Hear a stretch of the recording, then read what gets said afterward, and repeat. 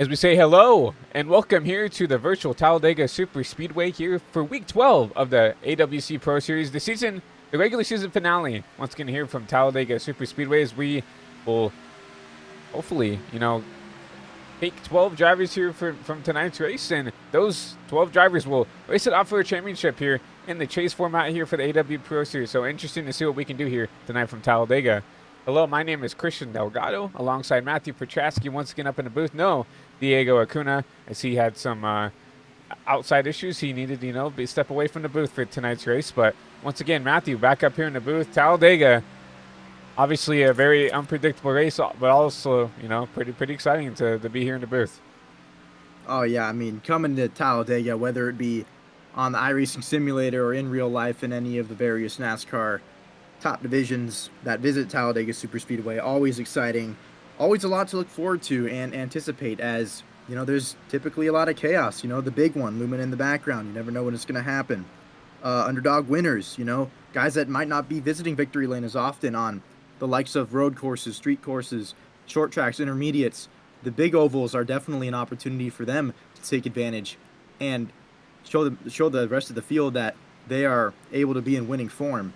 And so to come to Talladega, obviously just a staple of the NASCAR schedule, and historically just a lot of amazing finishes here. But right now, drivers taking to the track in practice with just under 7.5 minutes to go here. Going to be a lot to look out for today, as we just mentioned. But right now, top of the board, Joel Farlow in the number 24 car. And got a bit over 30 drivers right now in the session, so yeah, really looking forward to seeing, what the AWC Pro Series can bring today here from Talladega. Joel's still having that blinking issue we've seen before here, but we'll go ahead and try to find someone else here on track right now. We got someone trying to keep their way into the chase, and obviously something to talk about here with, the chase format. We've seen this before in real life where, we come to Daytona. We've come to Daytona there in the playoff format, right, where it was the end of the regular season, last gas for anybody to potentially win their way into, a playoff spot. And we're kind of in the same kind of spot here, obviously, for the people who weren't around for the chase era. Those two wild card spots are given to, I believe it's the drivers inside the top 20 who haven't won a race that haven't, worked their way inside the top 10 in points. The 11th and 12th are those two wild card placings right now that are given to, two outside the top, 10 in points winners, right? Obviously, we haven't had anybody outside the top 10 win a points paying race yet. So, in theory, right now, we see Carlos Acosta right here on track. He's 17th in practice. I think he is one of those wild card spots because he is just simply, he's top 12 in points. But if we had a brand new winner tonight who is, wild card eligible, one of those drivers are going to get bumped out tonight here from Talladega.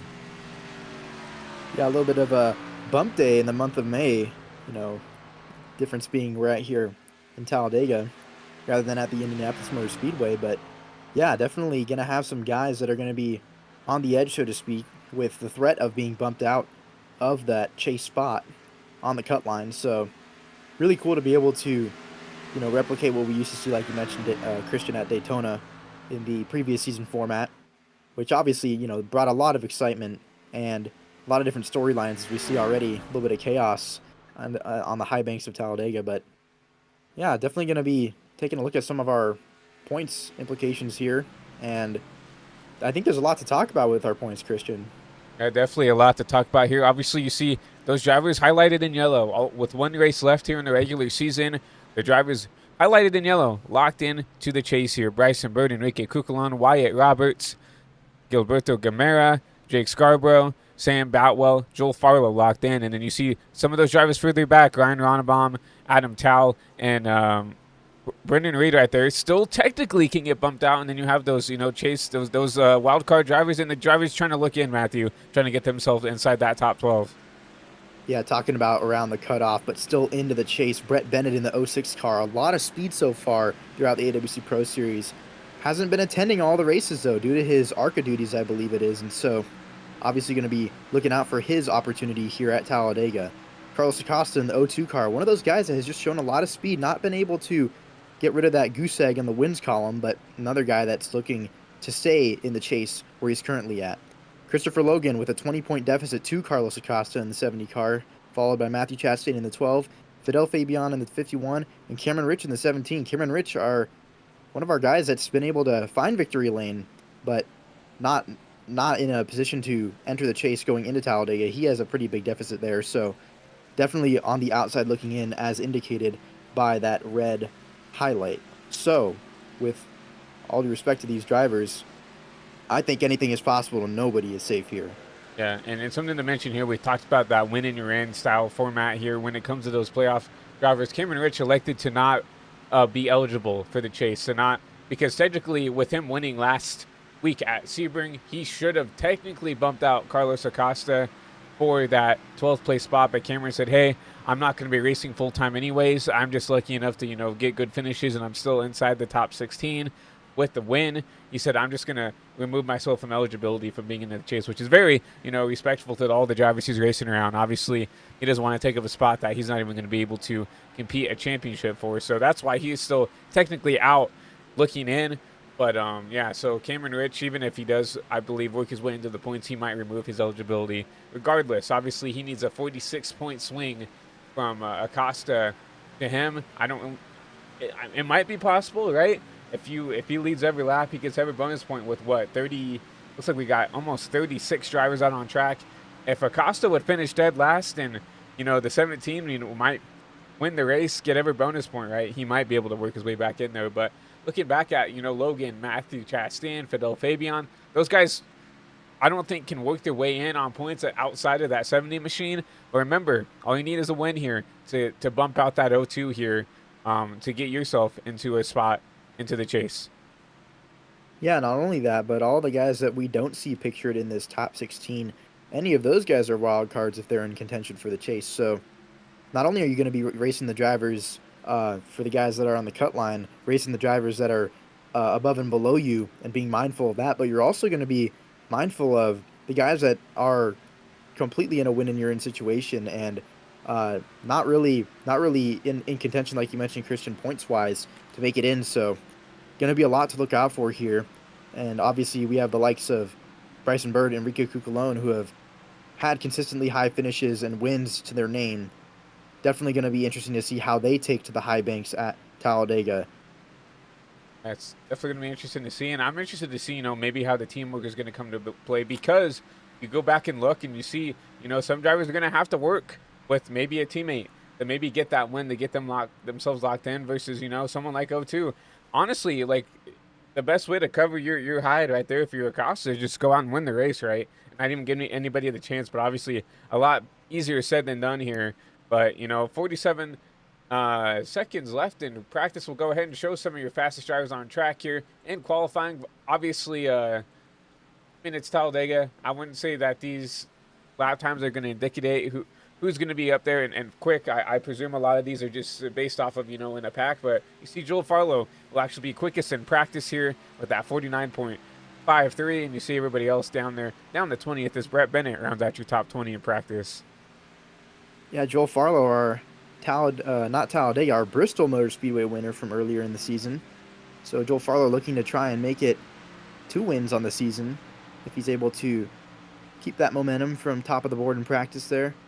Obviously, as we can see, 1st through 20th, separation under a second, about 0.8 it looked like, 0.7. So these guys definitely going to be able to throw a blanket over them. But thinking about qualifying here, what are the strategies for Talladega? This is single car qualifying, if I'm not mistaken. So as a driver, what kinds of things are you making sure that you're checking the boxes for qualifying here? Well, you just have to, have your inputs really tidy here. I remember Dale Jr., going on, taking, I believe it was Cletus around, Talladega, trying to show him how to qualify here. And really, that obviously Dale is one of the best to do it here at the super speedways. But I feel like what he showed him is basically what you need to do all the way around here. It's just, keep your inputs tidy. If you get down, if you get up, just do not try to overcorrect and try to do anything, silly to try to make up for it. You have to do, what you can here to make sure that you're keeping the momentum up in the car. Something we didn't get to talk about though, and we'll go through it maybe when we get back to green. A lot of these drivers, obviously, it is Talladega weekend, running these DEI throwback schemes, and someone I wanted to highlight here is Bryson Bird here in this HVTV Michael Waltrip inspired scheme here as he comes out here on his outlap. Yeah, obviously the HVTV Napa Auto Parts Machine throwback. Very cool, reminiscent of Michael Waltrip back in his heyday. Won a few times here at Talladega, if I'm not mistaken, as well. So definitely a fitting person to do a throwback for, as Bryson Bird takes his green flag qualifying lap here. And like mentioned earlier, Bryson Bird locked into the chase with 3 wins to his name. So kind of just, I don't know, if I was in his shoes, Christian, I'm thinking I'm just going to have a little bit of fun here today. Try not to get into anyone else's chaos and just, you know, kind of bide my own time here at Talladega. Yeah, I definitely agree. This is the kind of time where you can have fun with it, right? And then just show, you know, if anything, to see who you're going to work with, right? Who's Bryson going to work with? Obviously, I presume that he's probably going to work with those other DEI schemes that we'll try to show off throughout the race here. But obviously, Bryson, you know, knows how to get it done here at Talladega. Almost won the race on Tuesdays in the Slide Drop Racing League, but just barely got eked out by Gavin Austin there. So we know that he knows how to get to the front and keep it going there. But right now, he sits currently top of the board there, 52.116. Still has another lap to try to improve that right now, but currently top of the board for that 53. Yeah, Bryson Bird, definitely unequivocally skillful no matter what track we go to. Will he be able to replicate the success he's found at the other tracks that we visited so far on the schedule? We'll have to wait and see. Ryan Ronnebaum in that second place spot, sporting a Dale Jr. Budweiser car. We'll have to give you a close look at that one throughout the race. And obviously really cool to see those DEI throwbacks. You know, we don't see too many throwback specific races here in the AWC Pro Series. You can see right there that Budweiser throwback, reminiscent of Dale Jr. from his Gen 4 era paint scheme at DEI. Very cool to see. Awesome to see this, and I love the theming here that a lot of these drivers have done throughout the season here. The Enrique Cucalone, you think, oh, this scheme looks a little familiar, right? And it is. This is Bryson Bird's scheme. Obviously, Bryson is running the throwbacks here, and Enrique was like, well, if you're not going to run, the Valvoline colors, I'll put it on and support the Valvoline, team myself. And now you'll see the 22 car and the normal Bryson Bird machine here supporting, the Valvoline team here in this number 22. Yeah, and obviously Enrique Cucalone able to pull off a win in fantastic fashion at Nashville Superspeedway, coming to the line on the last lap, but going to see if he can replicate Bryson Bird's success in that Valvoline paint scheme here at Talladega. So definitely setting himself good on the paint scheme side as far as that's concerned. Enrique Cucalone coming to the line here. He's going to be settled in just outside of the top 20 on speed. Oh, there he goes, P2, top of the... Oh, there you go. 52.08, so good lap for the 22 here. We know Enrique knows how to get it done as well here. Speaking of someone who needs to get it done here, maybe he can get his first win of the season. Wyatt Roberts in the number 42 K-Love machine. The sister of, Love's Travel Stop here. He hits the mark here to start.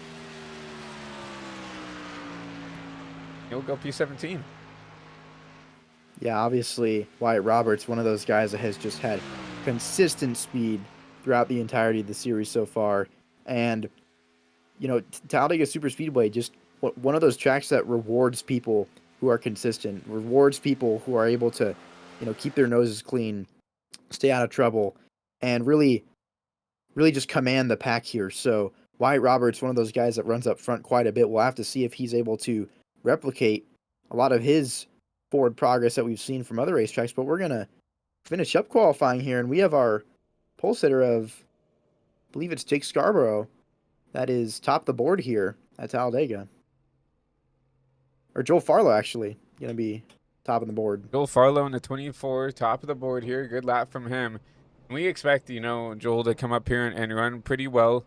So it's really cool to see him back up you know, supporting that car. Obviously, we saw that same, you know, a Gordon throwback inspired scheme there from Sebring, and had a good finish, a podium finish for Joel. So looking like to build this momentum coming into, you know, the playoffs here. Still some more blinking out of that 24, something we'll have to talk about if that continues here, but it's time to get your starting lineup here presented by HPTVs. We got a lot of drivers to go through tonight, Matthew.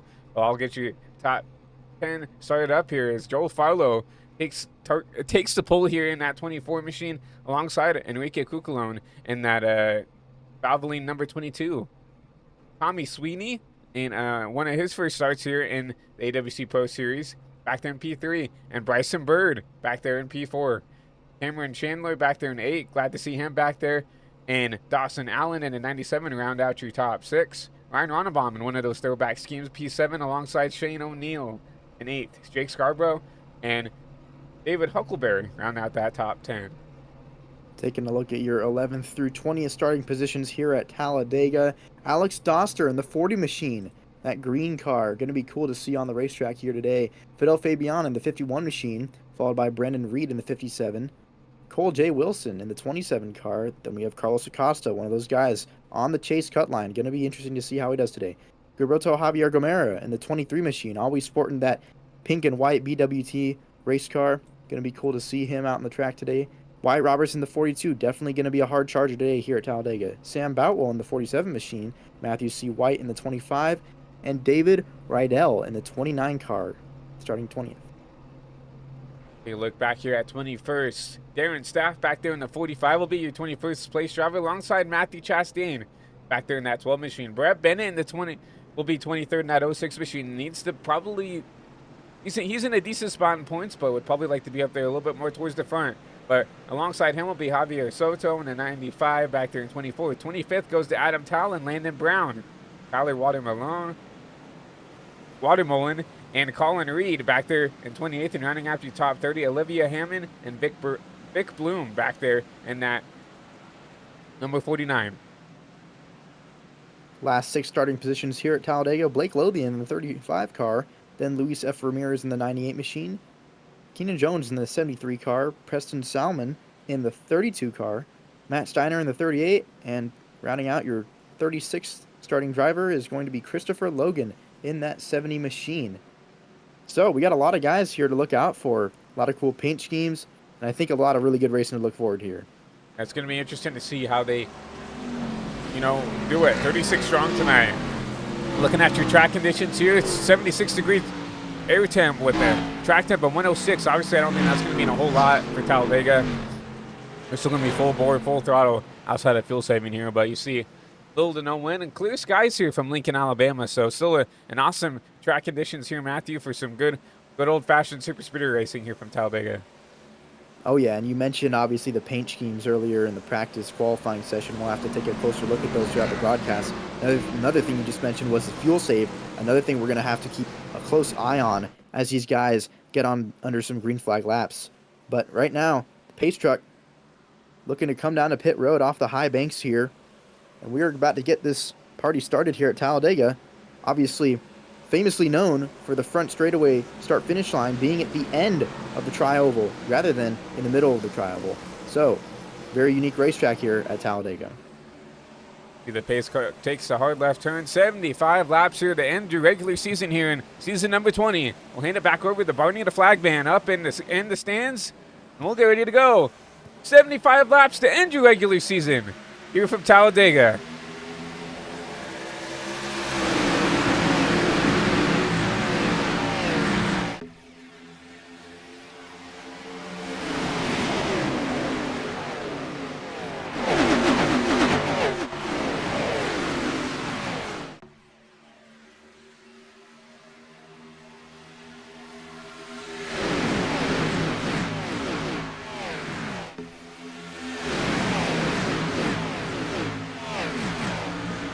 Down the backstretch for the first time.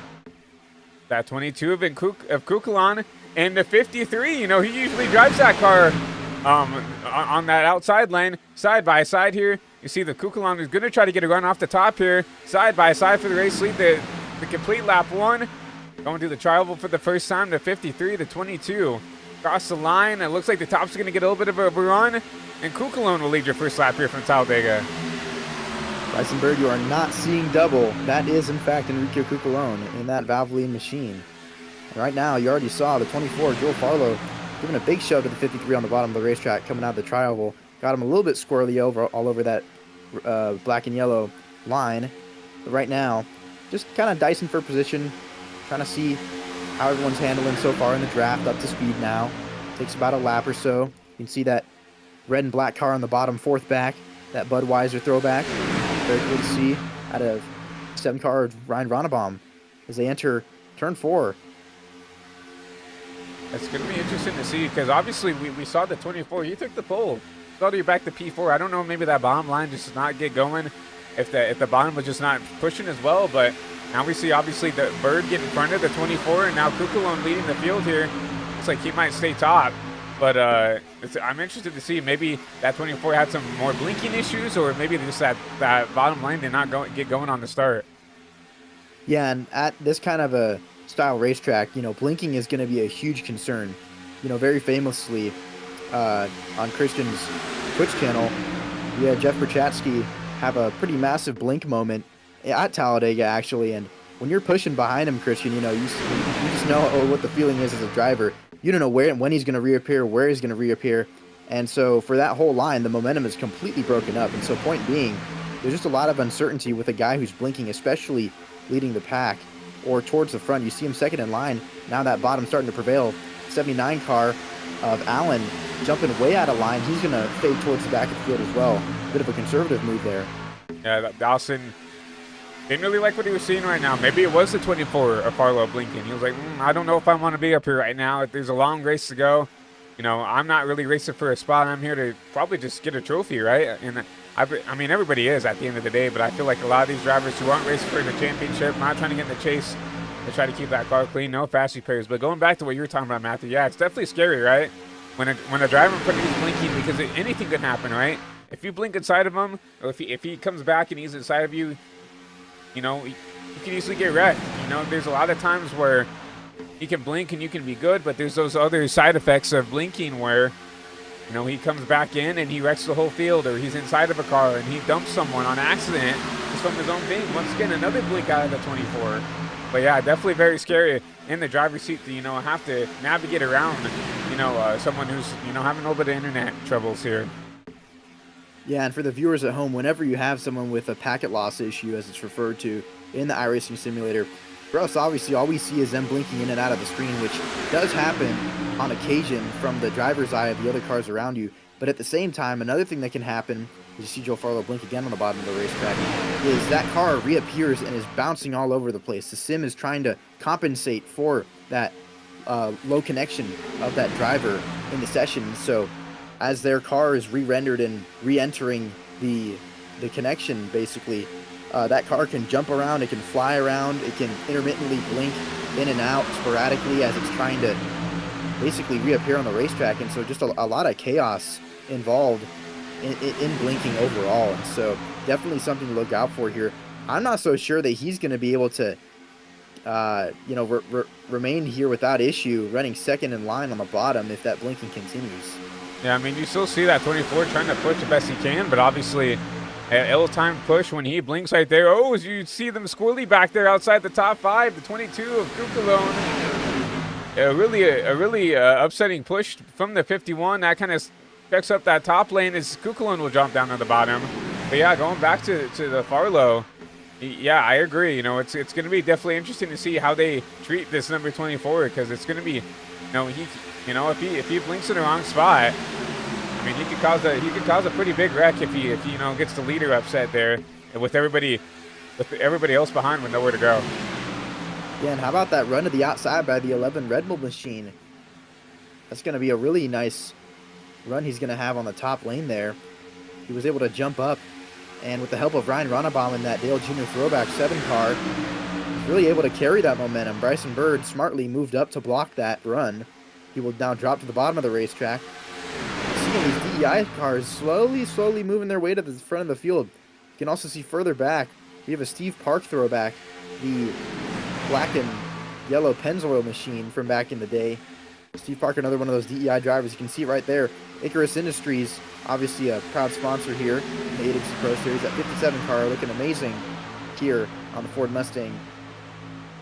That's Brendan Reed in the 57. Like you said, Matthew, all those DEI, inspired calls, all, leading the top there, the 7 to 77 in that 57. And then you have the 53 leading the back there in that HVTV machine. Joel Farlow would jump up to the top now. But yeah, and someone to talk about here is that number 20. That is Tommy Sweeney. It says that it's the 20 on our timing and scoring. Obviously, you see him in that 11 Red Bull Toyota Supra. We'll probably just try to call it out as the 11 because that's what you guys are going to see at home on the screen. I feel like that's a little bit less confusing. But once again, now look at this 24. In the sucker hole, people are starting to realize, okay, like we just cannot work with this 24 right now if he is going to continue to blink, right? And now you see him outside of the top 5 here, almost outside of the top 10 as he's sitting back there in 9th place. Yeah, and another thing I noticed as you were talking, Christian, about that 11 car is coming off of turn 4, they were 4 wide, and so almost 10 laps into this race, they are still jockeying for position, trying to figure out just where their car is running the best, who they can work with. And you can also see a bit of a 2-car breakaway here. The leading pack right here ended by Fidel Fabian in the 51 car towards the back of that, and then continued further back is a second larger pack. You see the 54 car there, followed by the 79, which we mentioned dropped back earlier as well. So the 54 of Olivia Hammond, followed by Dawson Allen in that 79. These guys are kind of just probably on a strategy play here because I don't think that they're willing to be up in the front when they're running 3-4 wide. A lot of possibility of there's something going wrong. Yeah, well, there was always this possibility of drivers going to the back here. These guys, I presume, are like these part-time drivers who, or maybe some full-time drivers who want to keep their car clean. But right now I see a lot of these drivers who kind of need the win to get in. You look at someone back here like Watermullen, who need the win, right? And right now he doesn't like the way that things are going. Something to talk about is there's a separate pack back here, outside here, and that is the 70. You see Carlos Acosta. A lot of these guys just by themselves right now, just riding around. We'll put for a caution.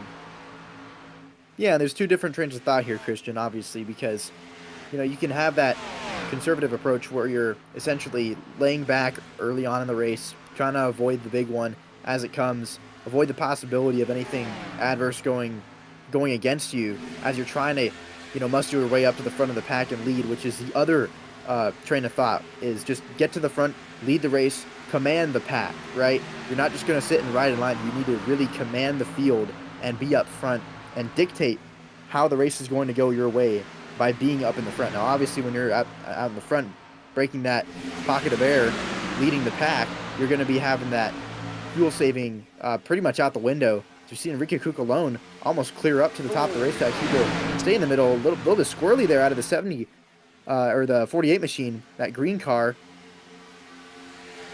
Alex Doster in that number 40 machine. Yeah, got really squirrely there out of into 3 and 4. Had to save it. But obviously, pretty easy to save these cars here. I mean, you're flat out, get a little squirrely, and you usually have enough space to work it out here. And I feel like, when it comes to super speedways, I feel like you have the most opportunities to save a car usually in these types of packs, even though you are up on top of each other here. When you see someone upset, I think the most people are going to lift in these types of situations, right? Versus if you're at a 1.5 mile or a short track where you might not get that benefit of the doubt. But here at the super speedway, if you see someone that gets really, you kind of are forced to lift and let them save it. Or, if you continue to, push the issue, you might get caught up in the big one here early. Yeah, and so with the possibility of the big one, I think it's all about just being in the right place, even when there's all this chaos that's going on. Knowing where you need to go if there is a car that spins down the racetrack or up the racetrack. It's all about the wreck avoidance, right, Christian? So you can still be a diligent driver and be up in the front of the field here if you know how to navigate around the incidents that will more than likely happen later on in the race, especially as the aggression level gets turned up. You can see right now just 2 lines, not anything too crazy right now. Still a little bit of jostling for position further in the back of the pack. But right now, Sweeney is pretty content where he's at. He's just kind of sticking behind for the time being of the current leader, Bryson Bird. Now Bird currently still leading the pack here in that 53 machine. He's gotten out front. Really hasn't given up the lead since. He had a little bit of a challenge from the 22 of Cucalone. But ever since then, that HVTV machine out in front there. and just trying to lead laps here. And I don't really mind this. I mean, this is your points leader. This is the guy, right? This is kind of the face of season 20 here, leading the field. It kind of makes sense that you want to see Bird out here. You want to see Kukulone. You want to see Roberts, right? Up here towards the front, you know, being the flashy drivers, right? And that's exactly what that 53 is doing right now. Yeah, and Bryson Bird is obviously, without a doubt, very comfortable where he's at, because not only is he able to be in charge of that bottom lane and pretty much any lane that he jumps out in front of, I think a lot of people trust that wherever he goes, they can go with him, knowing what kind of a driver he is, and knowing how his work ethic behind the wheel has just led him to a lot of success. I mean, I would follow behind him if I were any of these drivers too. So for Bryson Bird, definitely in a very comfortable position leading the field for now. Well, he's in a comfortable position, but also, you know, he's got a lot of allies here. We talk about Kukulone, who's racing his paint, right?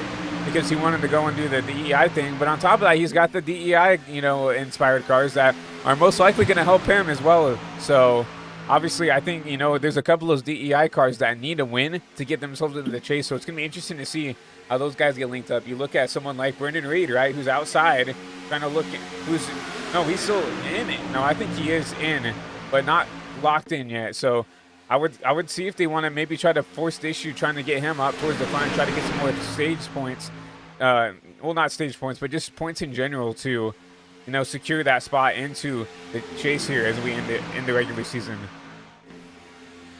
Yeah, and as I'm looking at our timing and scoring, our leader for the first few laps of Joel Farlow is nowhere to be found in the main pack. So I'm thinking that Joel Farlow definitely took a business decision to drop back there with the blinking problems he was having, as you can see, way back in the pack here, running in his 25th position behind Tyler Watermelon in 24th. Yeah, I mean, you know, we know that Joel wants to be aggressive to get to the front and stay up there, but, you know, with the blinking, I do give a round of applause to Joel for, you know, being the bigger man and backing out of the situation. Obviously, he's outside of this lead pack. I don't think that's something he wanted to be in. He'd rather be up there, you know, leading the field, pushing the leader. But I don't know, maybe race control told him, hey, you're blinking, you need to, you know, get out of the lead pack until you can fix it. It looks like the blinking hasn't started since we've pointed the camera at him. So maybe, you know, he's fixed this situation for now, right? And just needs to, you know, hope that this little group of cars can, you know, slowly run down the leaders here, as we still see that number 54 of Olivia try to lead this pack up to the front once again. Yeah, and that'll be really interesting to see with the pit stops, Christian, right? Who's going to be able to basically do the undercut or the overcut on one another, and which one is going to prevail here? As long as those guys in the front, for example, fuel save, if that was something that we were dealing with, then these guys that are further back are going to be cutting into that deficit more and more. So not really a bad strategy or position to be in all the way back, because we have a caution on the speedway. A huge wreck in the front. Yeah. Yeah.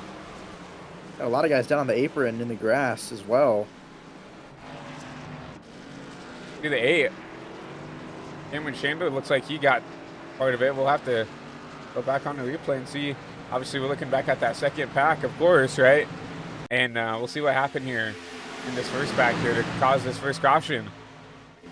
Wow, looks like I think that was the 45 of Darren Staff off the bumper of someone. 2 incidents, actually, at once. So we'll look at this 45. So I think this was a stack up here. I think Darren ran in the back of someone else. I think there were 2 separate incidents here. See if we can go on our blimp. Yeah, whoa, just a huge accordion effect on the top side. Yeah, just nowhere to go. Oh, man, for Wyatt Roberts on the bottom there. We talked about wreck avoidance already, and then we had a separate issue with Jake Scarborough, I believe, in the 77 car. He got maybe turned down to the left into the 11 car, and very, very weird situation here. You see, the 12 car, that's going to be... Chastain. Yeah, I think Matthew Chastain... Oh, yeah, we had the stack up there, and then Matthew Chastain, I believe, came with a huge run towards the front. Also see the 29, I believe, get clipped there. 29 out of David Riddell. And we have a separate wreck up here. We're trying to find Jake up here. The timing and scoring, obviously, this is a replay, so it's hard to... There's Jake right here. And something else happens up here. Looks like maybe some incidental contact between the 11 and the 77 maybe. The 40, no, the 40 hooks the 77 just a little bit. He gets down to the 11, and up in the outside wall goes Jake Scarborough in that number 77 machine. Oh, man, Fidel Fabian, what a avoidance there to keep his race going forward there. Right on board with someone like Fidel, because I think he probably drove through this wreck here, because he was riding in the back here. Let's go on board with this number 51 machine. See running in the second lane right now. See a little bit of a blink there of that second car right in front. And you'll really get a good shot at. You'll get a really good shot at that stack up. No, nothing that anybody in the back could have done there. A little bit of damage there. Oh. Contact with the 29, and then you see everybody driving down here, and 77 almost got him there. Really close for sure. Take a look and see. A little bit of a dimple on the front end, but definitely could have been worse for that 51. Could easily be able to get that damage fixed coming out pit side there. Get some damage fixed here, but caution waves here on lap number 19. First one of the night, and honestly, I expected it to be a little bit earlier, but I'm glad to see that we went a little bit longer than I expected to go here before we get that first caution flag. Yeah, and this will give a lot of the guys to pretty much have a chance to recuperate here, right? Come down pit road if you need to, fix your damage if there is any, and just take a breather. You know, get an idea of what you might need to do differently so that you're not in a pack that isn't the lead pack. You saw the second and third packs that formed after about 18 laps of racing, and so many different strategies that are pretty much getting reset here. So a lot to consider with what's going to happen moving forward, and whether or not we see guys that we're used to seeing up front or guys that we haven't seen up front so far today be able to make the adjustment and the change that they need to remain up front. Yeah, I'm looking at this 35 here of Lothian, and he's not in the box. He's literally just sitting at the end of pit road here. So what I'm thinking is that he really just wants to be in the back till maybe, you know, the last 15 laps of the race or something. He's going to try to navigate his way to the front, but you see him, you know, he's revving the car up. You see the flames out of the pipes there, him revving the engine there. It looks like he's just intentionally trying to let everybody go by, and then he'll just try to start, you know, tailing the longest line here. Is that what you'll see him do? You see him, you know, let that 73 by, and out of pit road he'll go. Yeah, very interesting strategy here, but pretty understandable, especially considering that incident we had right now to bring out the caution took out a good five cars or so, at least with damage. So definitely not a position you want to be in where you're spinning out, getting damage, whether it be terminal or not. And so right now we have Enrique Cucalone, bottom of the racetrack, Matthew Chastain top of the racetrack. Matthew Chastain was behind Jake Scarborough when he got turned by the 40 car. So Matthew Chastain in a position where he can maybe lead some laps. One of those guys obviously looking for a win here. Yeah, it's going to be interesting. And one thing I do want to bring up with the 35 is I get wanting to stay at the back, but you are going behind these cars with potential damage. So you have to, you know, kind of read the room sometimes, right? And see, because you do not want to get caught up on this restart by guys who cannot get back up to speed, and you lose the draft just because, you know, some of those guys with damage aren't as fast as you, right? And you can't, you know, navigate your way around those slow guys, and then by the time you get around them, right, you're out of the draft, right? So hopefully that's not what's going to happen with Blake there. Obviously he'll be starting back there, all the way back there in 32nd. I think he'll be he's the last car on the lead lap there, back there in 32nd. We have a couple cars that are already laps down here. Javier Soto, he's already 18 laps down. I think he might have just wanted to start in park to, you know, say he raced that Talladega. I don't know. Maybe that's a strategy call or something. Jake Scarborough 2 laps down with that damage, and also David Rydell back there in the 29. He also was caught up in that incident as well. He's 1 lap down as well, still on pit road. Yeah, and something you mentioned that really stuck out to me, Christian, was losing the draft. And I think that it's extremely easy to do when you have those cars that aren't able to get up to speed, whether they have damage or not, whether they've been in an incident or not. And so going to be cool to see if any of those guys that are in the back are able to get around those slower cars. So we're going to be coming to green here once again with just about 55 laps left to go here from Talladega. It'll be interesting to see, but you'll see the 22 and Cucalone At 53, Bird, really good shove on the bottom as we get ready to go back green. Those two might even get clear of that top side. They will do just that. Matthew Chastain will jump back down to the bottom of the racetrack. That's going to open up the top for the 11 car of Tommy Sweeney. A little bit more organized on the bottom, but you see Bryson Bird jumping to the outside of Enrique Cucalone. He's going to have the help of Matthew Chastain. They will likely clear both of them. And Cucalone kind of gets left out to dry. Here comes Brett Bennett. He started back there in P17, but he's going to have to help this 22 get this second line going. That 22 just kind of got left out to dry there. Now here comes that top side. The top three from that top side dumps down to the bottom. They're getting really dicey up front. You saw the 11 car, a little bit of hesitation on whether or not he wanted to shoot middle 3 or go down to the bottom of the racetrack, entering turns 2 and 4, or turns 3 and 4 rather. And you see him right now, Matthew Chastain jumping to the top of the racetrack. That's going to open up the bottom for Sweeney to take that second place position over. Number 8 car of Cameron Chandler, also in contention now. You saw him make up a few spots on the restart. Now he's going to be behind Matthew Chastain coming out of turn 2. Yeah, Chastain, one of those drivers who needs to win, right? So we're going to start to see some of these guys who are a little bit more desperate than someone like Bryson Bird, someone like Enrique Cucalone, right? Who need to come up and try to win to get themselves into a spot to race for, to get themselves into the chase. That is the 12 of Chastain. That is the 8 of Chandler. You know, that is the 40. That is someone like Brett Bennett back there in the 8, right? Landon Brown in the 30. These guys are starting to slowly drive their way up to the field. They need to start to take control of this race. So we're not even halfway done, but still you need to start to, you know, set those lines of, hey, I need to win, and I'm going to be someone who's going to try to control this race here on out. Yeah, exactly like you mentioned, Christian, controlling the race and making it known that you are able to go up to the front of the pack and command the field, as we've been talking about many times so far. And right now, Matthew Chastain definitely in a spot where he's not been in a lot so far in the AWC Pro Series season. Because right now he's leading, and he's going to have to be doing a lot of blocking. As you see Cameron Chandler in the 8 car coming to the outside lane, following Sam Boutwell and Ryan Ronnebaum also right behind him. We had this issue last night as well with the sim, so we might have to once again do another reset of the system here. So we're going to go ahead and pull up our thumbnail here and try to see what we can do here from the HVTV studio here.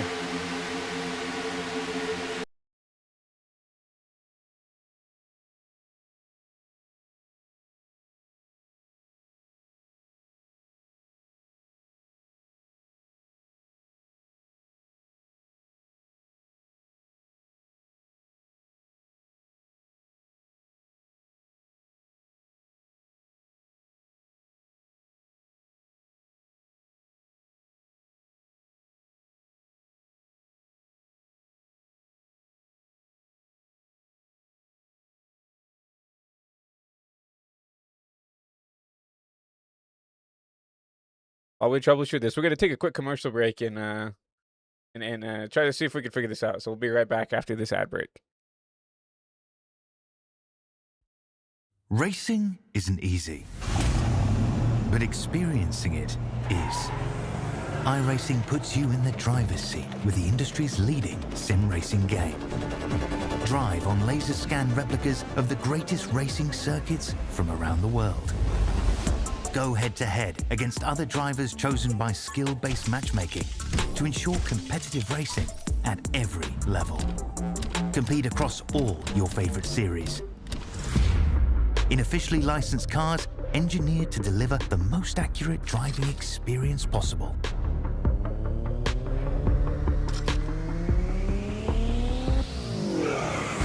Join a race or host your own with players from across the globe.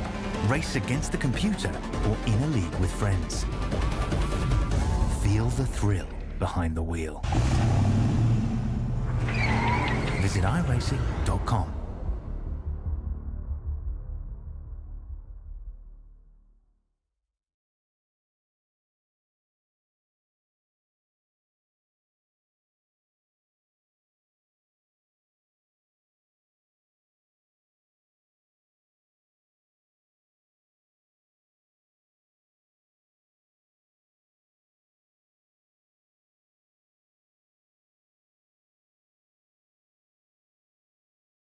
The AWC Pro Series is brought to you by Burt Rubber Entertainment. We see this on the, some of those Jake Scarborough machines, but lucky to have them on board here with the AWC Pro Series, and also brought to you by Icarus, another YouTube channel, car YouTube channel. So thank you to them for being a supporter here in AWC Pro Series. Cautions back out here from Talladega Superspeedway. Obviously, we are not going to be able to show you the replay as we had to do a system reset here from the HVTV studios. But I think we're back here, back live, but we'll go back down trackside. We already have a little bit of a shakeup, Matthew, with, it looks like the 8 of Chandler taking your race lead, and some of you guys up front here, down pit side. Yeah, taking a look at these guys coming off pit road, you see, I believe that might have been Carlos Acosta, yeah, right there, coming off decently on pit road. Ryan Ronnebaum right in front of him, and Enrique Cucalone right behind him. So, pit strategy coming into play here. A lot of guys towards the front staying out, right? That track position, something that they value a lot more than 4 fresh Goodyear tires and some Sunoco fuel. Whereas some of these guys, on the contrary, thinking that it's a good time to, switch up the strategy a little bit, right? Maybe my car is, sliding a little bit more than I'd like it to be on these high banks. And maybe I'm just going to be a little bit more sure that I can make it on this next green flag run. Not have to worry too much about pitting for fuel. So, definitely some smart strategy play here, playing the long game, and not taking a gamble by coming down pit road. Something I'm looking at now, we got this caution probably around lap 24, lap 25, right? It looks to me like these guys are going to try to split this into 2 stops if they need to, right? 25, 25, right? And 25 here. So if I'm not sure how fuel looks here in these AWC Pro Series machines, but it seems right now that at least they're content trying to split it into 2 stops here with 25 lap stints in between. Obviously, if we don't get a caution, it's going to be interesting to see if we're going to still need green flag pit stops or not, right? Obviously, we know that the AWC Pro Series drivers do not. I'm not sure if they're using 100% fuel, so it's going to be interesting to see, how far these guys can go who have come down pit road. Yeah, almost a little bit of a natural caution, if you will, because we do not have stage cautions here in the AWC Pro Series. So a chance for guys to pretty much just do what they think is the best right now, whether it be stay out or come down pit road. So right now, like you mentioned, Christian, Cameron Chandler leading the pack here.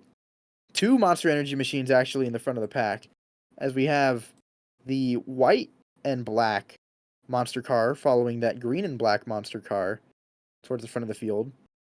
And so a lot of these guys are, I think, like we've been mentioning all broadcast, Christian, going to be looking for friends, looking for help on this restart, trying to get linked back up with the people that they know they can work well with. However, that also means that you're going to have to find guys that you might not work well with or don't work well with, and try and figure something out before everyone gets settled in and we get under a little bit longer of a green flag run. But we see Joel Farlow on pit road still. Yeah, shout out to the live chat for telling us. Obviously, we were away when the caution came out. It looks like Joel Farlow potentially got caught up in that wreck. Obviously, he still has some damage here. So that's a big key takeaway. Obviously, I believe Joel is locked in, but that's still a huge key piece of a driver that is already 1 lap down, probably going to go 2 if he continues to sit down pit side. Yeah, and that was something that I was worried about, Christian, because like we were talking about with the different strategies, whether it be falling back towards the rear of the field or trying to command this race from the front and lead the field, you run the risk of getting caught up in a wreck that happens in front of you if you're in the back, despite being under the pretense that you will be avoiding more incidents if you're further back. So obviously there's still a risk of getting caught up in incidents that happen far in front of you that you are completely detached from, even though you are trying to be proactive and you're trying to stay out of trouble. So, I mean, you're damned if you do and you're damned if you don't, quite honestly. And Talladega will bite you if you fall on the short end of the stick with either of those strategies here. So obviously for Joe Farlow, not what he wanted from his outing at Talladega, but that is how the cookie crumbles sometimes. And we see right now 2 guys up in the front of the field here, getting ready to go green. Sam Boutwell on the outside lane. That's going to be Sam Boutwell on the 8 of Chandler inside the outside the in here to the 11 of Tommy Sweeney, and then another blinking car. I believe that's a 25 of Matthew C. White back to green. 25 still continuing to blink there. That's going to probably hold up that top side a little bit as the 8 gets clear. He's going to jump up to that top side in front of the 47. Yeah, you're totally right. And we see those 3 Monster Energy machines running first, third, and fourth. Yeah, Sam Boutwell wanted no part of that, getting pushed behind by the 25 machine of Cole Wilson, or 25 machine of Matthew White, that is. So, trying to be proactive, getting out of the way of that blinking car. But you can see right now, all the Monster Energy machines, 8, 25, and 27, first, second, and third, taken to the high banks of Talladega. They will lead this field into turns 3 and 4. Yeah, I'm not sure if these guys are affiliated anywhere, if it's just a coincidence that we have 3 Monster Energy cars. Obviously, 2 Chevys, 1 Ford, all lined up. I don't know if these are affiliated cars or not. Maybe people in the live chat could tell me yes or no, but right now it's pretty cool to see, you know, all 3 up front, and then you'll see the 23 of Gamera. We know that's not the right scheme. We might have to reset our paints here, maybe under caution, and then obviously Bryson Bird, here he comes to the top side, trying to get that race lead back. Matthew Chastain following in suit right behind that teal and black car with the yellow rims, trying to draft behind Bryson Bird. Bryson Bird did a really good job getting to that left rear quarter panel of Gamera in the 23 car. And you can see right now, he pulled out into coming out of turn 2 onto the back straightaway and entering turn 3. Got about half a car length clear. Hasn't cleared the 23 yet. But as you can tell, the 53 of Bryson Bird, just knowing how to position his car in a good position to be able to get the help that he needs to move forward in this field. And you can see right now, those Monster Energy cars, tiny bit of a breakaway right now, as they are all running nose to tail in the front of the field, first, second, and third. It's something I wanted to talk about, and you pointed out there, Matthew. Bryson Bird cannot get clear, and he is really doing an aggressive job trying to side draft this bottom side. And this is all it's doing is slowing these 2 lanes up, right? Obviously, they still have to draft those cars up front. I don't see those 3 getting away like you would see maybe back in the tandem days and stuff like that, as you see the top side starting to prevail a little bit. But with them side drafting each other back, that does slow each lane up, right? You see the 27 now drop back to the second pack now, and sooner or later, a huge block by the 27, but you'll see those 2 in front slowly start to wrinkle back. And you see the 12 lift to give the 53 the spot, but that really backed up that top side there. Yeah, and like you mentioned, Christian, very aggressive on the side drafting. Bryson Bird wasting no time getting around cars to try and march his way towards the front of the field where he knows he belongs. He knows he can be in a great position because he's led this pack for the majority of this race. Obviously getting shuffled back after these pit cycles come down pit road. But right now, Bryson Bird on a hard charge towards the front in the top 10. He was the first of those cars who came back down pit road. He was leading the pack here of the guys who came down pit road. At the very least, topped off on some Sunoco fuel. It looks like he, let's look at the stop. Yeah, 5.6 second stop. So I believe he just topped off on fuel. Now top of 3. Going to try to get the 27 of Cole Wilson. Oh, man. And they're somehow all saved it there. What a save by the 27. Gilberto Gamera is not going to be happy with that job that the 27 car did coming down and pretty much just cutting his nose off. That could have been a huge incident on the bottom of the racetrack. But Bryson Bird, once again, 1 lap later, jumping to the outside of a car on his inside. And he's going to do it once again here into turns 1 and 2, going for the race lead on Cameron Chandler. Yeah, that 12 of Chastain really dedicated to getting this car out. And obviously, here comes the 06 of Brett Bennett. We haven't heard from him all race long. He's sitting up here in this top 5. Yeah, right now, Brett Bennett, you can see, trailing behind Matthew Chastain. He's been doing a good job staying out of trouble. You see low of 13th, high of 9th, currently 7th. So he's actually going to be besting that high position by 2 spots. And right now, you see just rolling the throttle ever so slightly on corner exit. Trying not to, push the pusher too hard, right? And Christian, when you're in these O'Reilly cars, these cars are a bit of a handful at times. And so what can you say about pushing the pusher when you have 3 cars that are pretty much linked up in tandem, as we see Bryson Bird jump to the bottom of the racetrack? Yeah, with these O'Reilly cars, you have to be there but not making contact. It's not like the next gen where you can triple tandem, even 3-4 cars wide as well. A huge block to the top side by Bryson Bird trying to get that side draft, and it kind of works. The bottom side prevails once again, but yeah, when you're that 3rd car in line, that 3rd car really does depend on how far that line goes. But you can't be in these O'Reilly cars, you can't be pushing the pusher, right? You seem to be up there enough to continue to feed that momentum to that 2nd car so the 2nd car can get to the leader, right? not like the next gen. It's not like the truck where you can kind of tan them up and actually like physically make contact with the pushers. Oh, the 27 Wilson, and that is a huge wreck. Gonna collect multiple people. Sam Boutwell spinning up the racetrack. A huge wreck coming up back the racetrack. Hood up on that machine. And the big one happens right in the front of the field. Yeah, that was the big one for sure. I think that all started with the 27 of Cole Wilson. And we'll take a look and see if we can find here on the HVTV replay what happened here. Yeah, Cole Wilson elected to jump to the outside of that other Monster Energy machine, which was on the inside lane. Already coming out here. And had some contact for sure. You're going to see the 23 of Gamera, I believe, get a pretty good run here. No, the 27 actually on his own completely get clear of the 8 car. Just barely. Jumps up. Just a bad push by the 8. And I wouldn't say it's a bad push. It just looks like a ill-timed push, right? Because the 27 isn't quite clear yet. He comes up, gets the push.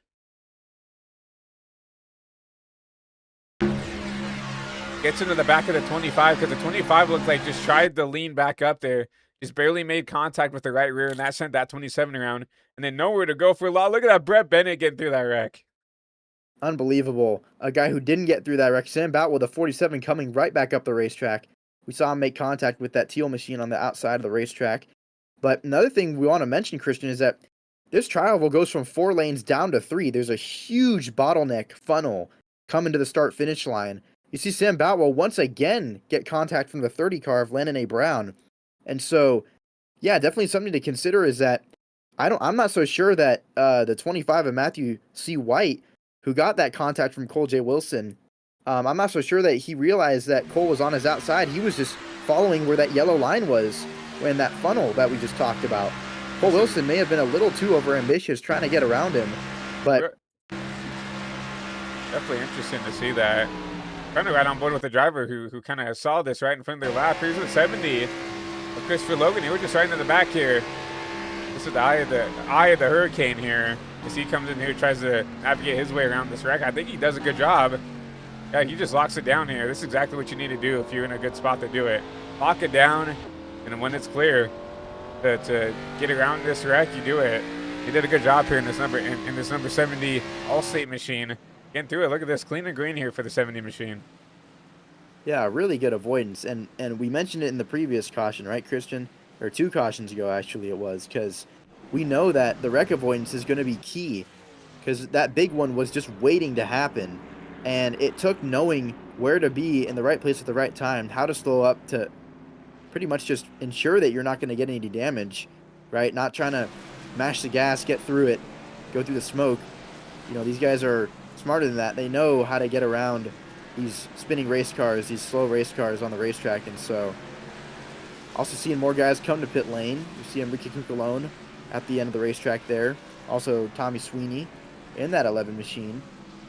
So many different guys that are pretty much just trying to get some more gas, get some fuel here into their race car, and some more tires possibly. See the 8 of Cameron Chandler, who was leading the field for a while, coming off pit lane. Go back up to you guys up front. Ryan Ronbaum, the 73 of Kynan Jones. Bryson Bird gets through the wreck. Matthew White gets through the wreck. Gilberto Gamero gets through the wreck. A lot of notables. A lot of, guys who aren't really used to coming up towards the front. You look at Matt Steiner and, Matthew White. He's not run a whole lot here in the Pro Series up here inside the top 4.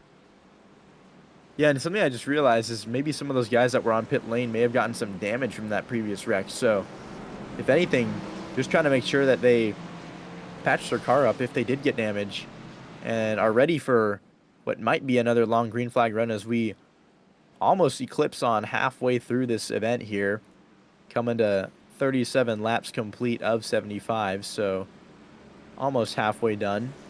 And so far, just pretty much had scattered cautions throughout the race, right? We see the 7 of Ronnebaum coming down pit lane. And the race that BRP machine electing to come down pit road. That will put the 73 car of Kynan Jones into the lead here. That red and yellow machine, you see him warming the tires up, trying to clean those tires off on the top lane. And who else other than Bryson Bird on the inside line? Just undeniable in the AWC Pro Series.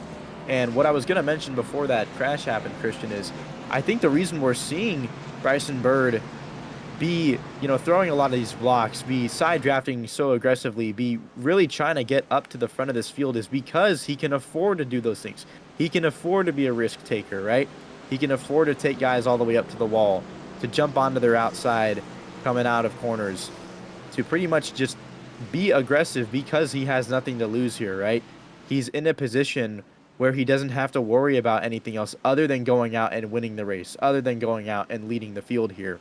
And so for all these other guys that do have things to worry about, someone like Bryson Bird is definitely a hot commodity to have to watch out for, because they don't want to get caught up on any of his business, because if he gets involved in something, he's still racing for a championship in the next race. So a lot of other guys got a lot to lose, unlike Bryson Bird.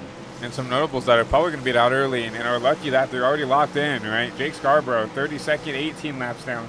Bill Farlow, 30th, 11 laps down, right? Those guys are pretty much out of the race, but luckily for those guys sitting back there 5th and 7th in points, locked in to the chase, and lucky enough for them, had enough of a cushion going into Talladega to not really need to worry about where they place tonight, but looks like those guys out early here from Talladega Superspeedway.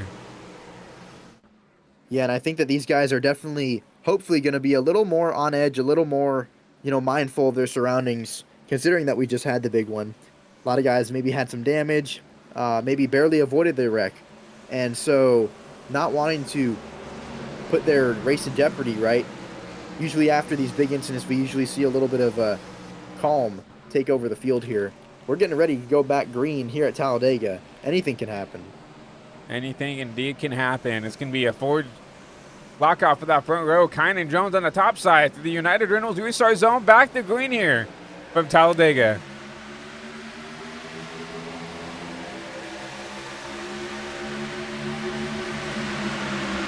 You saw right there, Bryson Bird getting a pretty good dig on the bottom of the racetrack, but the top lane was pretty hooked up for a while there with Gamera and the 73 machine of Kynan Jones, but a little bit of separation now, as you can see. It's going to allow Matthew White to pull up to the backside of Bryson Bird, your race leader, as well as Brett Bennett and that 06 car. Like you mentioned, Christian, just running a clean race, a really respectful race, and he's been positioning himself really well throughout these caution periods to be able to just bide his time, and now he finds himself third in line on the bottom of the racetrack with over halfway through this event finished.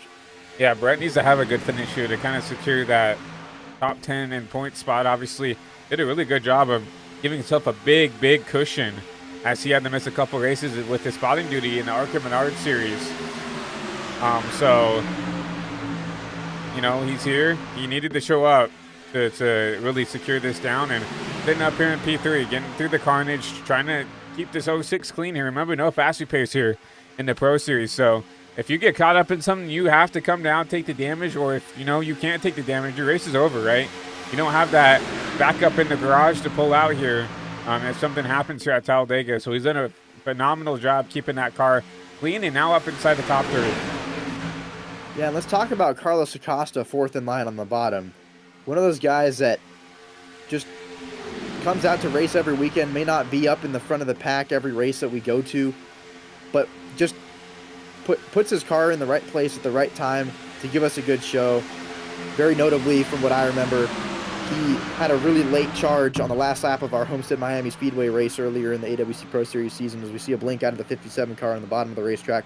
Carlos Acosta finishing, I believe it was 7th, finishing with basically a 5-position jump from the start of the last lap to the finish of that lap. So Carlos Acosta, one of those guys that we know has the skill and ability to pull off incredible things, and just hasn't really had a platform to do so recently with how he's been running.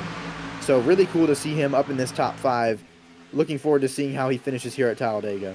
Yeah, I mean, he needs a good finish to secure that spot outside of a win, right? I think coming in, he got quite a bit of a deficit to the car in front. So I feel like as long as he doesn't get a new winner, he needs to be up inside the top 5 here at the end to really secure a spot. But obviously right now, Bird, you know, he's leading the race. He already has a win. Really, what Acosta needs is to have a already previous winner, someone ahead of him in points to go and take that checkered flag tonight. He cannot afford to have anybody behind him in points go and take the flag tonight if that's not him, right? So, but right now doing a good job sitting back there in 4th, putting himself in a spot, right? Like if this was 2 or 3 to go, he can jump out and lead the top if he wants to try to spearhead or run and try to, you know, take this win. But obviously, just over halfway done. It's still a long ways to go to even start to think about the finish. Yeah, and to bounce off of what you just said, Christian, on the contrary, jumping out of line could take you from top 5 to bottom 5 in this running field, because you need people to go with you, right? You need the help. And so for someone like Carlos Acosta, the hope is that you've been able to make friends so far, right? You've been able to become acquainted and familiar with the driving style of those around you, and hopefully understand if it complements your driving style and your ability to make quick moves. And so knowing who is around you and where to position yourself so that you can be in a good spot with a few laps to go and get the help that you need is going to be the deciding factor in this race, I believe, Christian. Well, and it's going to be interesting because I wouldn't say that O2 has the target on his back, but he's got the last wild card spot, right? Anybody who wants to get into the chase has to get through this O2, right? So that's going to be something to talk about later in the show, right? I would hope that this doesn't happen, but, you know, you might see him try to jump out and try to lead a line, and he'll just get left out to dry because they need to get through him, right? If you look at the 50, like you look at some of these drivers back here, like the 38 of Steiner, like the 12 of Chastain, you know, the Water Mullen back there, you know, they need to win this race to give themselves an opportunity. And obviously if they can't push the O2, right, if they're going to try to win. So it's going to be interesting to see how they navigate this O2 and honestly that other wild card driver, to see how they race them, to try to, you know, if they shuffle them out so they're not even in contention here later in the race. Yeah, you're totally right, Christian. And so a lot of different things that are going through these drivers' heads right now, and almost coming up on 2/3 of the way throughout this race, with 5 laps from now being lap 50, so almost 2/3 done. Another guy, Dawson Allen, fell back earlier in the race. You see him now in that 6th place position on the bottom of the racetrack. He was further back with the 73 car of Kynan Jones pushing him. Right now you see that Galaxy Tonight car, Mario Galaxy sponsored machine, and you can see obviously the font. Yeah, caution on the speedway, actually. So this is going to change things now. Could find put this red cap in. I don't really see anybody off the pace here.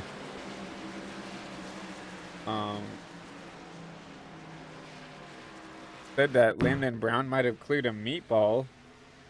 He comes down pit road here, but he's just on his own here. This is well before the caution got flown. So that's fine. Yeah, that car looks pretty clean. He doesn't really get it out of whack here. Very odd. Yeah, very odd. I don't see anybody, quite literally anybody that was off the pace here. I don't see anybody who potentially wrecked. This is the first thing I see back here is this, and this was 5 minutes ago was the 30, and this is probably where he got that meatball from. Once again, contact with the 27 of Cole Wilson. He comes down here and knocks down the inside wall. But this was 5 laps ago. This is the first incident I see here from our timing and scoring. So very odd to see the caution out here. But granted, we stack everybody back up and we'll try it again. Yeah, very exciting nonetheless. Especially for a guy like Bryson Bird, who during these restarts has put on a good show for us, right? He's been able to get those good jumps. And when he isn't, he's able to really just navigate around those guys that get in front of him. So Bryson Bird obviously just been the class of the field, I think, today. You see right there several laps led here at Talladega, and he's actually going to elect to come down pit road along with many cars behind him in the top 10. Matthew White, as well as Brett Bennett, Carlos Acosta. It's the field coming down pit road. That's the whole field. And, well, once again, we're around that lap 50, right, to make it a 2/3 stop here. It's only, you know, 5 extra laps here, so this should be around, what, a 30-lap fuel stint if they can make it here. So this should probably get them the rest of the way to go on fuel. That always scares me right there. But obviously, yeah, when you get within a certain threshold, you can just drive through a car here on the sim. But everybody coming out of pit road here, topping off on some Sunoco race fuel. Matthew C. White besting Bryson Bird on the pit lane. So able to jump step him by 1 spot. Coming into pit road second, came out first. Brett Bennett coming out in third. Brendan Reed fourth. Dawson Allen fifth. What happened to Carlos Acosta? I'll have to see what he is down in 15th. 15th, yeah. 15th, man. Unbelievable. Yeah, it looks like he might have came down and took tires and stuff, did a full stop versus everybody else in front of him. Came down, just topped off on fuel. Everybody in front of this 02 under a 7-second stop outside of the 26 of Colin Reed. Everybody with underneath an 8-second stop here.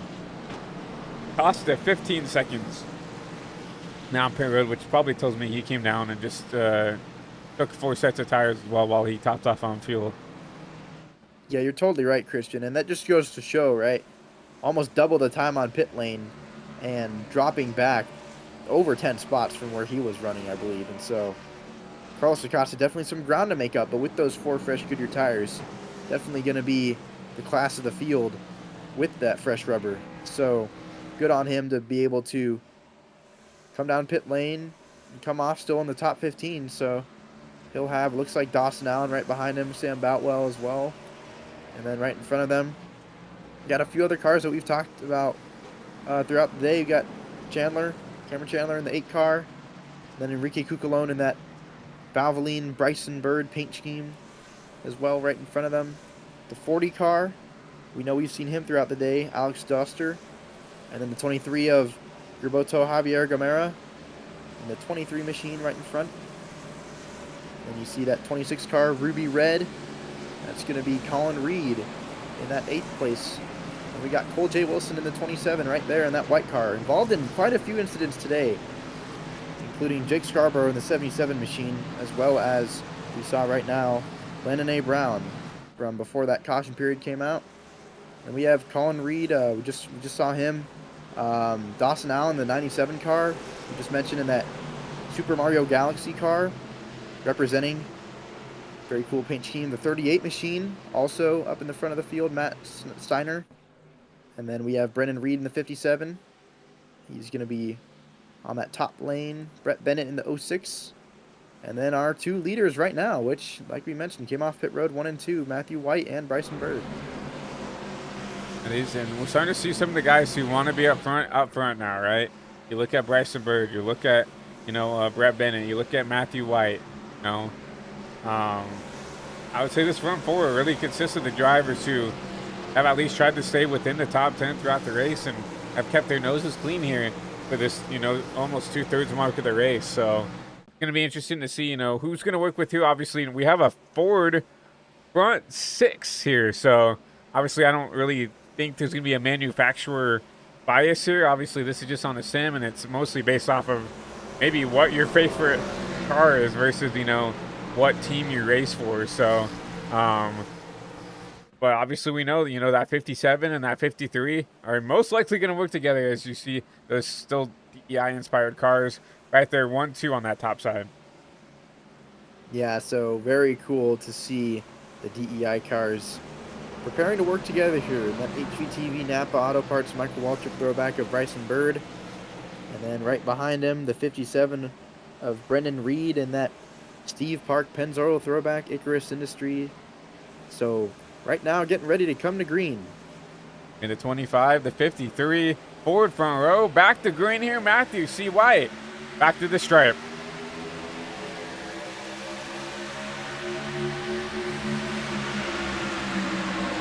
This time, Bryson Bird does not best that 25. He'll jump down on that bottom side, leaving out that 57 teammate there to try to spearhead that top side. And that'll be the 25 with that spear out in front, trying to lead the pack here down the front, down the backstretch. I think Bryson Bird's getting ready to jump up to the top of the racetrack. You see a little bit of jostling on the top line, though, not able to keep it quite organized. There he goes with the help of Brett Bennett. He's going to side draft and get ready to take the lead here going through turns 3 and 4. And he has Brett Bennett kind of also an Alliance car there in that 06, and now he's going to bring that 57. So 3 Fords on that top side. Here comes Brett Bennett to the top. Brett Bennett with a great move to the outside, pulling a move on Bryson Bird just like he did on Matthew White. A little bit of a taste of his own medicine there coming out of turn 4. And that's been the signature move of Bryson Bird so far. Jumping out of line, going all the way to the wall where no one can track him up the racetrack and follow him to block. So right now, Bryson Bird now in a little bit of an unfamiliar position on the bottom of the racetrack with a pretty competitive and aggressive car on the outside. You see them now separated by about a lane's width from bottom of the track to top of the track where those lines are running. Brett Bennett will now elect to go to the bottom of the racetrack. And he'll lead the bottom side down here through 3 and 4. Once again, it's going to be that 57 of Brennan bringing the top up to par there. But you see the top side not really put together. It's going to be now the 25. Matthew C. White up to jump in front. Is Reckon in there? Yeah, Reckon. Oh, man. The 20. Hitting the pit wall. Gilberto Gamera. A huge incident. As well as the 57. You saw him running in the front of the field. Gilberto Gamera hit the pit wall that was right near pit road entry on the left side. Oh, that was at a massive angle. Yeah, that was a huge hit for Gilberto there. See him getting the shove by the 22 of Enrique there. I don't think this was the cause of the caution. I think there's something that stacked up in front of this 23. We'll have to see here coming out of 3 and 4. This is where this wreck happened. Yeah, the 57. Hooks off the nose of the 27. And, man, a huge hit for Gamera there. Luckily, no one gets involved with that one, but that is a race ender for that 23 machine for sure. Yeah, that car is totaled now, and Gilberto Gamera, one of those guys that was pretty much just trying to do his best to stay up towards the front of the field, and very unfortunate there. You saw the 57 car as we take a look back at the HUTV replay. To the right side, just getting out of shape on corner exit, and just out of nowhere. Oh, man. Huge. You can feel that just in your seat, just how hard of a hit that is. And unfortunate for Gilberto, end of the day, early here from Talladega. Yeah, just so unfortunate. It's such a helpless feeling when you're spinning there and you have no idea what just happened, and you're just trying to figure out how you can save your race car and minimize damage. But right there, you saw coming towards that pit entry wall, just nothing he could have done. And you can see right there on the broadcast just how big of an angle that wall is at. So some terminal damage from that impact he made head on into the inside wall. So good to see safer barrier there right on the entry of pit lane. And so we have now eclipsed on 2/3 of this race complete. 66.67% of this race complete. So I think our favorites are pretty much well defined at this point, right? We've seen Bryson Bird up front quite a bit. He's been able to make the moves when he needs to. But now we've seen the likes of Brett Bennett, right? He's been able to dish it out just as Bryson Bird has and take the lead and keep it. So I'm thinking that these two guys, who are both in positions where they are pretty much able to put their car wherever they need to put it to find success, I'm thinking that Brett Bennett is going to have that tenacity to win his first race of the season, right?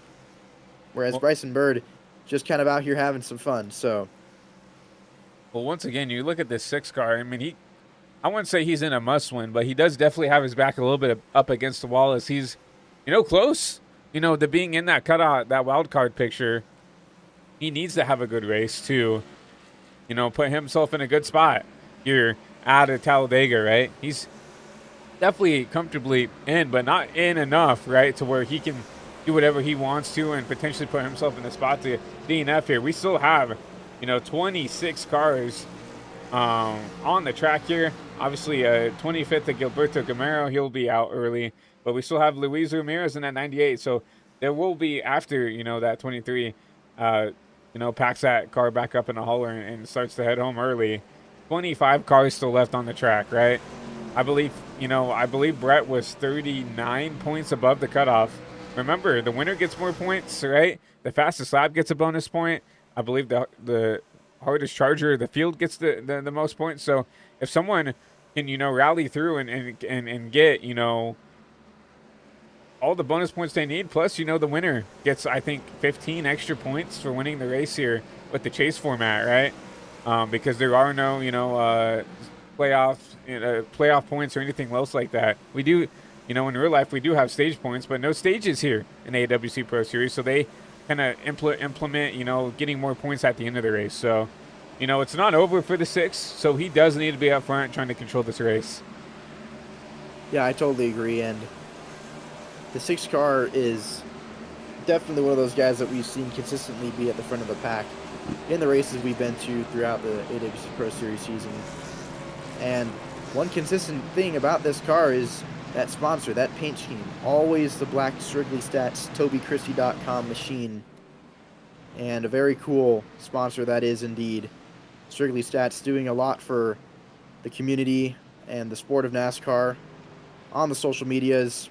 Well, one of my favorite stats personally is when Zane Smith flipped last year in the Cup Series. It happened to be on the exact same day that Elliott Sadler flipped in 2003, both of which happened in the 38 car. So just any time there's a crazy stat that comes up, Joseph Strigley is the first one on it. So for all your NASCAR trivia needs, take a look at his socials and you'll find what you need right there. But I'm thinking that right now, Christian, with pretty much the latter end of this race starting to come to a front here, these guys are going to be pretty much racing for the win as soon as we go green here. These guys are going to be trying to put themselves right where they need to be, because for all they know, there may not be another caution, right? As much as the writing is on the wall and as much as this race has gone yellow flag for a pretty big portion of it, you know, we still have to think about the fact that these guys are at Talladega. There are guys that have not won this season. There are guys that may have not won in their entire iRacing League careers. And so having been in that position before where you're at Talladega in a league race and going for your first win, you know, sometimes you think that you can get it done and it doesn't go your way. But I'm thinking that right now we're going to start seeing that aggression start to come to a front here. Yeah, so, you know, it's around that C-fixed area of time here, just above 20 to go here from Talladega, but it'll be once again, Ford front row. Brett Bennett back to green here. The Andrew season finale. A massive push on the bottom from Bryson Bird. You saw him lay back just enough to be able to roll that speed, keep that momentum through the restart zone, and be stuck on the back bumper of Bryson, or of the 06 car of Brett Bennett is Bryson Bird. And right now able to clear that top lane by quite a big margin as they get separated. Those two kind of locked together there, that 06 and the 53. Gonna need a little bit of help from the bottom side there. The 79 and the 22 did not get linked up on that start there. I believe the 22 is actually the third car on the bottom there. The 79 jumps down there, but still those front two, about a 1 to 2 car length advantage there as they still stay side by side for P3. Yeah, and that side by side, Christian, like you mentioned earlier, just gonna slow them down more and more. And you saw coming off of turn 4, going down below the black and yellow line, these guys are definitely going to be struggling for handling with the car pushing them on corner exit. Pretty aggressive side draft there out of the top two, the Monster Energy Machine, the 25 and the 27. They're going to carry that momentum all the way through turns 1 and 2, with the bottom lanes battling back with the 53 pushing Brett Bennett to the front. Not going to be quite clear on corner exit. You'll see that top side with the huge run, the 27 and the 25, trying to push that top side out front. 20 side with the advantage as we go down into 3 and 4. Ooh, you saw right there, Brett Bennett trying to get to that door, that left rear quarter panel of that white Monster Energy Machine of Cole Wilson. And right now they are just side by side. They are deadlocked. At that top lane, you just see them. They are glued to one another's front and rear bumpers. So right now, you see now the 25 able to jump down, Matthew White. And they are almost wrecking in the back now. Maybe able to keep it straight. What a save by the 38 of Snyder there. We're going to definitely have to go back and take a look, see what happened here. Something happened in the back here between this 38 and I think that was a 22 of a Bucalone here. Something happened and it got these guys all squirrely. You're going through the backers, it looks like a little checkup on the bottom. Yeah, checkup on the bottom. The 22 gets into it. You see the 40 get in the back of the 38, and then the 73 really gets in the back of the 38. What a save for the 38 of Steiner, but he probably just lost the lead draft because of that. Fortunate for him, but obviously probably happy he's still on the track at all. But we'll go back live here as that top line prevailed here, getting down. You see a top 3 breakaway here for their lead. Yeah, that ebb and flow of the top and bottom lines on these restarts has been the name of the game, right? Just being able to side draft, being able to clear, get up, get down when you need to. That's been pretty much the main priority of these leaders here, and we saw Matthew White was able to really just, you know, put his car where it needed to go. You see right now Matthew Chastain with a huge jump to the outside by Bryson Berg, trying to clear the 8 of Cameron Chandler. Wasn't able to do so. Bryson Berg trying to get to the bottom of the racetrack. I think he definitely tried to clear himself there. A lot of contact towards the back of the field. And the aggressiveness is starting to build here. You saw, you know, the 25 doing some aggressive blocks there on the 27 to the 12. You see, you know, the 53 of Bryson Berg wants to get back up to the front of the field here. You've seen him taking a 3-4 wide caution. We have a caution. Like maybe the 40 around here in the back. Alex Doster. He's going to take that thing down pit road. Earlier. We'll take a look here on the HVTV replay to see what happened here further back here. Like we already had kind of a breakaway here for the most part here. Saw like the front pack here, and then we'll maybe right on board here with the 34 of Tal. We can find him here. See if it maybe happened towards the front of the field. Oh, yeah, and it did. Oh, wow. We'll try to find who this is. That might have been the 91. Looks like that's the 30 machine as well. See if we can find the 30 of Landon Brown. See what happened to these guys in the back. Yeah, pretty big contact with the outside wall. Wow. That was what I saw.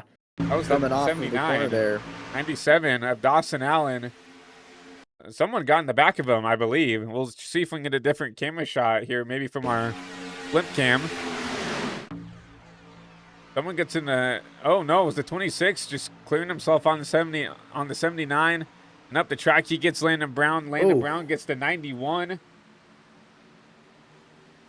And he definitely gets the front of that damage. Shane O'Neill, we haven't talked about him all race here in the BRN machine. But yeah, a tough night for him, especially with this late in the race. Tough way to end it here in that number 91 machine. As he's in the perfect spot where we can't see him. Here he is, down here in this number 91 machine.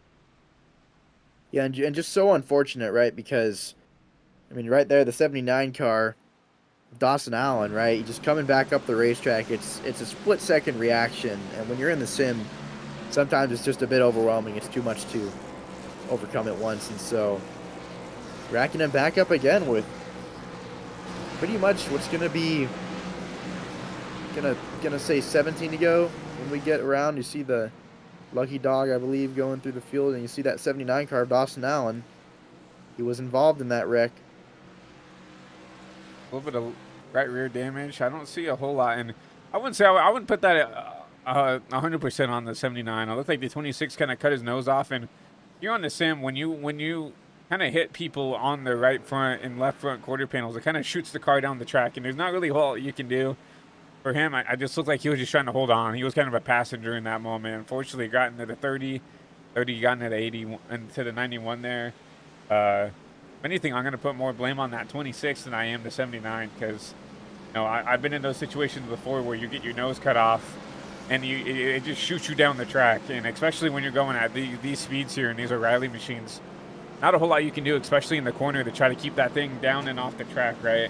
You know, I've definitely been a part of a couple of wrecks where someone's gotten shot off the track, and you just can't get that thing slowed down enough to keep it down there and off the track. Yeah, and just a instantaneous change of events here. So 2 Monster Energy machines remaining in the front of the field, followed by Brett Bennett, as we mentioned the previous caution period. Matthew Chastain still in contention here, has done a really good job all day of positioning himself. You see further back than that, you see the 8 of Cameron Chandler, the other Monster Energy machine. So all these monster cars just making their presence known throughout the entirety of the day here so far. So Yeah, thinking that they are going to be a force to be reckoned with. I do want to put a spotlight here on the 12 of Chastain here. He's been very, very quiet all race long. I mean, he's been up in the top 10, but I mean, he's had a couple of flashes of trying to take the race lead here, but has done a really good job in this 12 car to keep himself in the fight, right? Not putting himself to get, caught up in incidents there. And now in a spot here with 17 to go. We'll probably be going green, with 16 to go here from Talladega.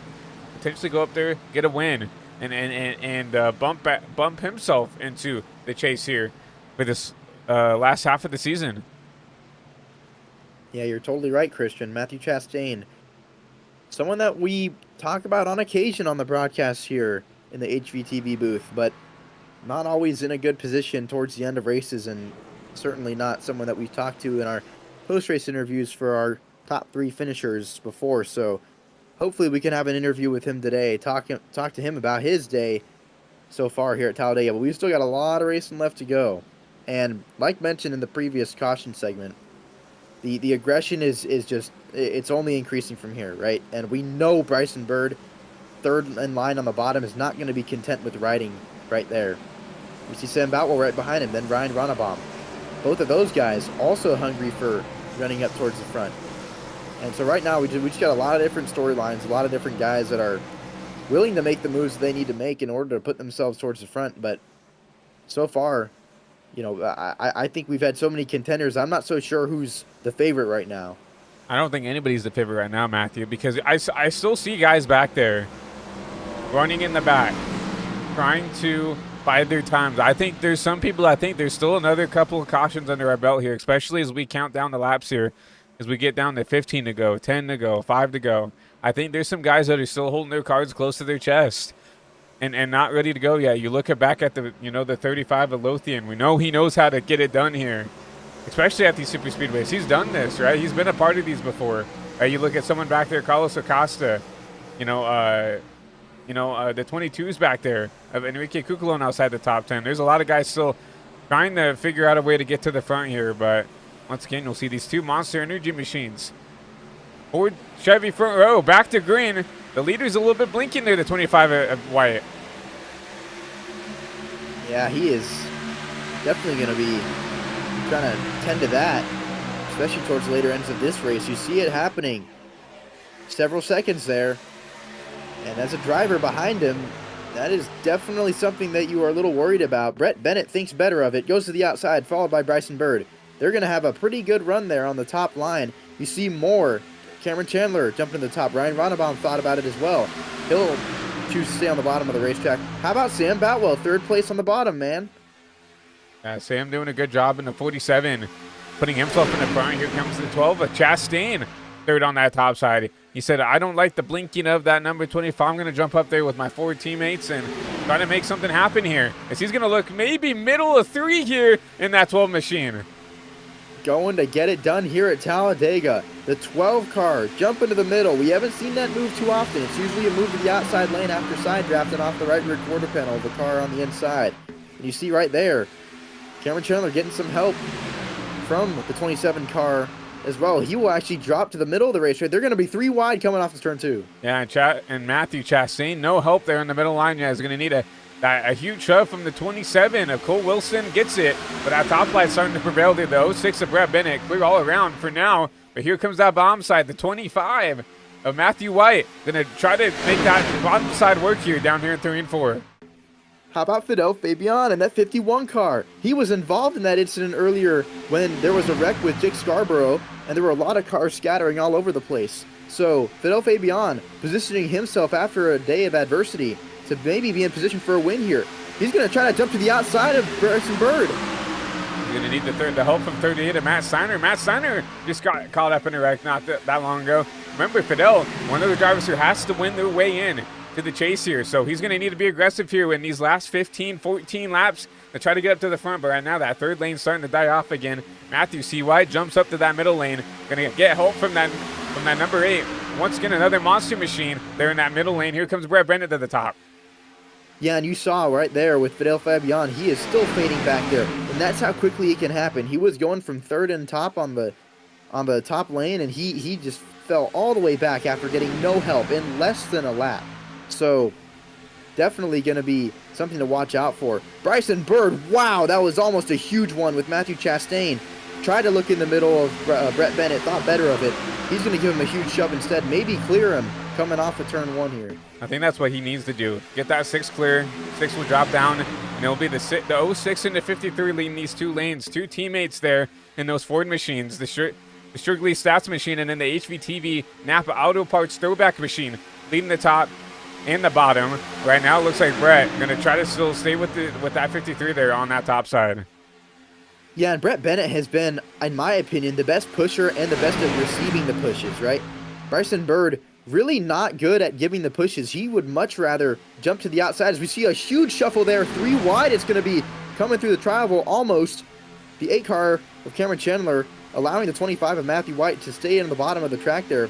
But right now, Bryson Bird, I'm thinking he's going to try to get to the front of the field here because that's where his car has been running the best so far today. Yeah, I think that 06 got a little bit spooked there. The 25 tried to jump up there and block that run from the 06. They went up top. 25 went back down, and you saw the 06 kind of continue to go up there and run this top side once again. They got to be careful of that because that 12 will sneak his nose in there and make it 3 wide once again. We already saw it once. He'll do it once again. Oh, what a block. Man, an aggressive jump to the bottom of the racetrack. But that's what the best super speedway racers are able to sense, right? They're able to sense where the energy is, where the momentum is before it reaches them and passes them by. And so Brett Bennett able to jump down in front of Matthew White just in time so that there's enough reaction by Matthew White to be able to know how he's going to receive Brett Bennett on the bottom of the racetrack and give him a push. The issue was, though, is he blocked that bottom line. He got way too far out in front. Came back up with his teammate in the 53. That checked up the top. That allows the bottom to get a run back here in the 1 and 2. Yeah, and it's all about the back and forth, right? Knowing where you need to block, when you need to block, and making your car wide when you need to. You see the Fords bunched up on the top lane. First, second, and third, the 0653 and the 12 car, Matthew Chastain, Bryson Bird, and Brett Bennett. And so right now, definitely a lot of alliances come into play here. And Bryson Bird just kind of peeking back and forth, you know, shuffling his car to maybe half a lane up, half lane down. You see it once again there. He's really just feeling out where his car is performing well, I think. And at this point in the race, you know, you got to know how your car is feeling in the draft, out of the draft, pulling out a line. And so Bryson Bird, definitely one of those guys that's been able to pretty much just play around with his car so far today. You see another blink out of the 4th place machine on the top lane. 27 car. And so yeah, just a lot of different strategies going on right now. And something we have to think about here coming into the 10 to go now is we've eclipsed 10 to go here from Talladega Temps. You know, this is where you're going to be shoving and pushing the hardest here. You can't afford the lift early. But you also have to manage those temps. I think that's exactly what happened with that top side. Bryson Bird said, hey, Brett, I'm hot. You got to get down and block the bottom for a little bit. And I can tell you we can come back up. And that's exactly what's going on here. Brett sensed that, you know, that the 53 was getting hot. He jumped down, blocked the bottom. Oh, let Bryson cool off that front radiator a little bit. And now jumps back up to try to spearhead this top once again in that 06 machine. Yeah, the temps are definitely a big consideration, Crispin. And you saw the 06 car and 53 car were working together with Matthew Chastain. He gets shuffled to the top lane of the racetrack, 3rd on the top lane. And so, yeah, right now, Matthew Chastain just trying to jostle for position because he was trying to follow Brett Bennett and Bryson Bird, but got shuffled around a little bit with that 27 car. So he's in that 3rd lane on the top of the racetrack, fading just a little bit. That's how quickly it can happen. Look at this top side now. Once that 12 got shuffled, the top died, right? It's just a 53 and the 27. They're trying to side draft as much as they can. I think that's why Brett Bennett decided to stick to that bottom. The numbers aren't there. But now here comes the top. He's got a little bit of help from the 54. That's Shannon up in that 54. She has not been in the conversation all race here, but with 8 to go here, she's going to be third on that top side. Shannon was obviously leading that second big pack towards the beginning of the race, choosing the conservative approach to the beginning of the race here at Talladega, and elected to fall back to avoid all the incidents, and it has certainly paid off here, as she's going to be leading that top lane with coming to 7 to go. Now, my apologies, that is Olivia. We have another Shannon Hammond in another league here, but that's Olivia Hammond in the 54 in that Ty Gibbs inspired scheme there. But you see her trying to get back to that top side. They're going to try to get back to Brett Bennett and Bryson Bird as they jump up to the top side here with 7 to go. See right there, Bryson Bird able to stay in front of Brett Bennett. Now he's getting pushed. You remember it was flip-flop the previous time around with Brett Bennett and Bryson Bird being the pusher. We talked about the temps. Now it's going to be all about that clean air. No more temps to worry about for Bryson Bird. Wow, what a really good block there by Brett Bennett to get to the bottom of the racetrack. Get the push from the 27 of Wilson. Yeah, now this top side kind of filled with inexperienced super speedway racers. Olivia on the top. You see the 40 of Alex Doster back there on the top. And I've been and looking back out there, I've been peeking an eye out there. They have not. They do not have the connection. There's wrecking in the back. Ryan Ronnebaum with a huge lick into the outside wall. See that was a massive hit. Fidel Fabian involved in this wreck as well. Someone who needed to have a good finish tonight, or at least at the very minimum win this race.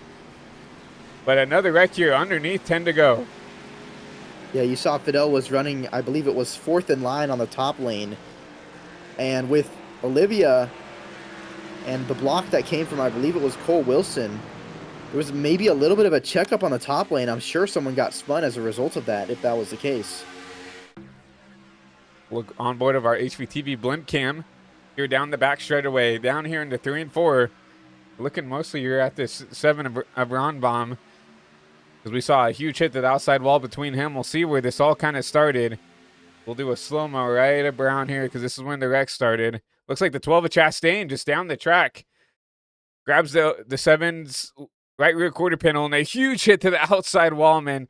You saw the back 2 tires up off the ground and just nowhere to go for some of those drivers. You see the 70, the 73, just some minor contact, but you see the 51 as well. Fidel Fabian, a huge hit as well as we go back here and look at some other drivers involved tonight in this wreck. You saw the 26, you saw the 51.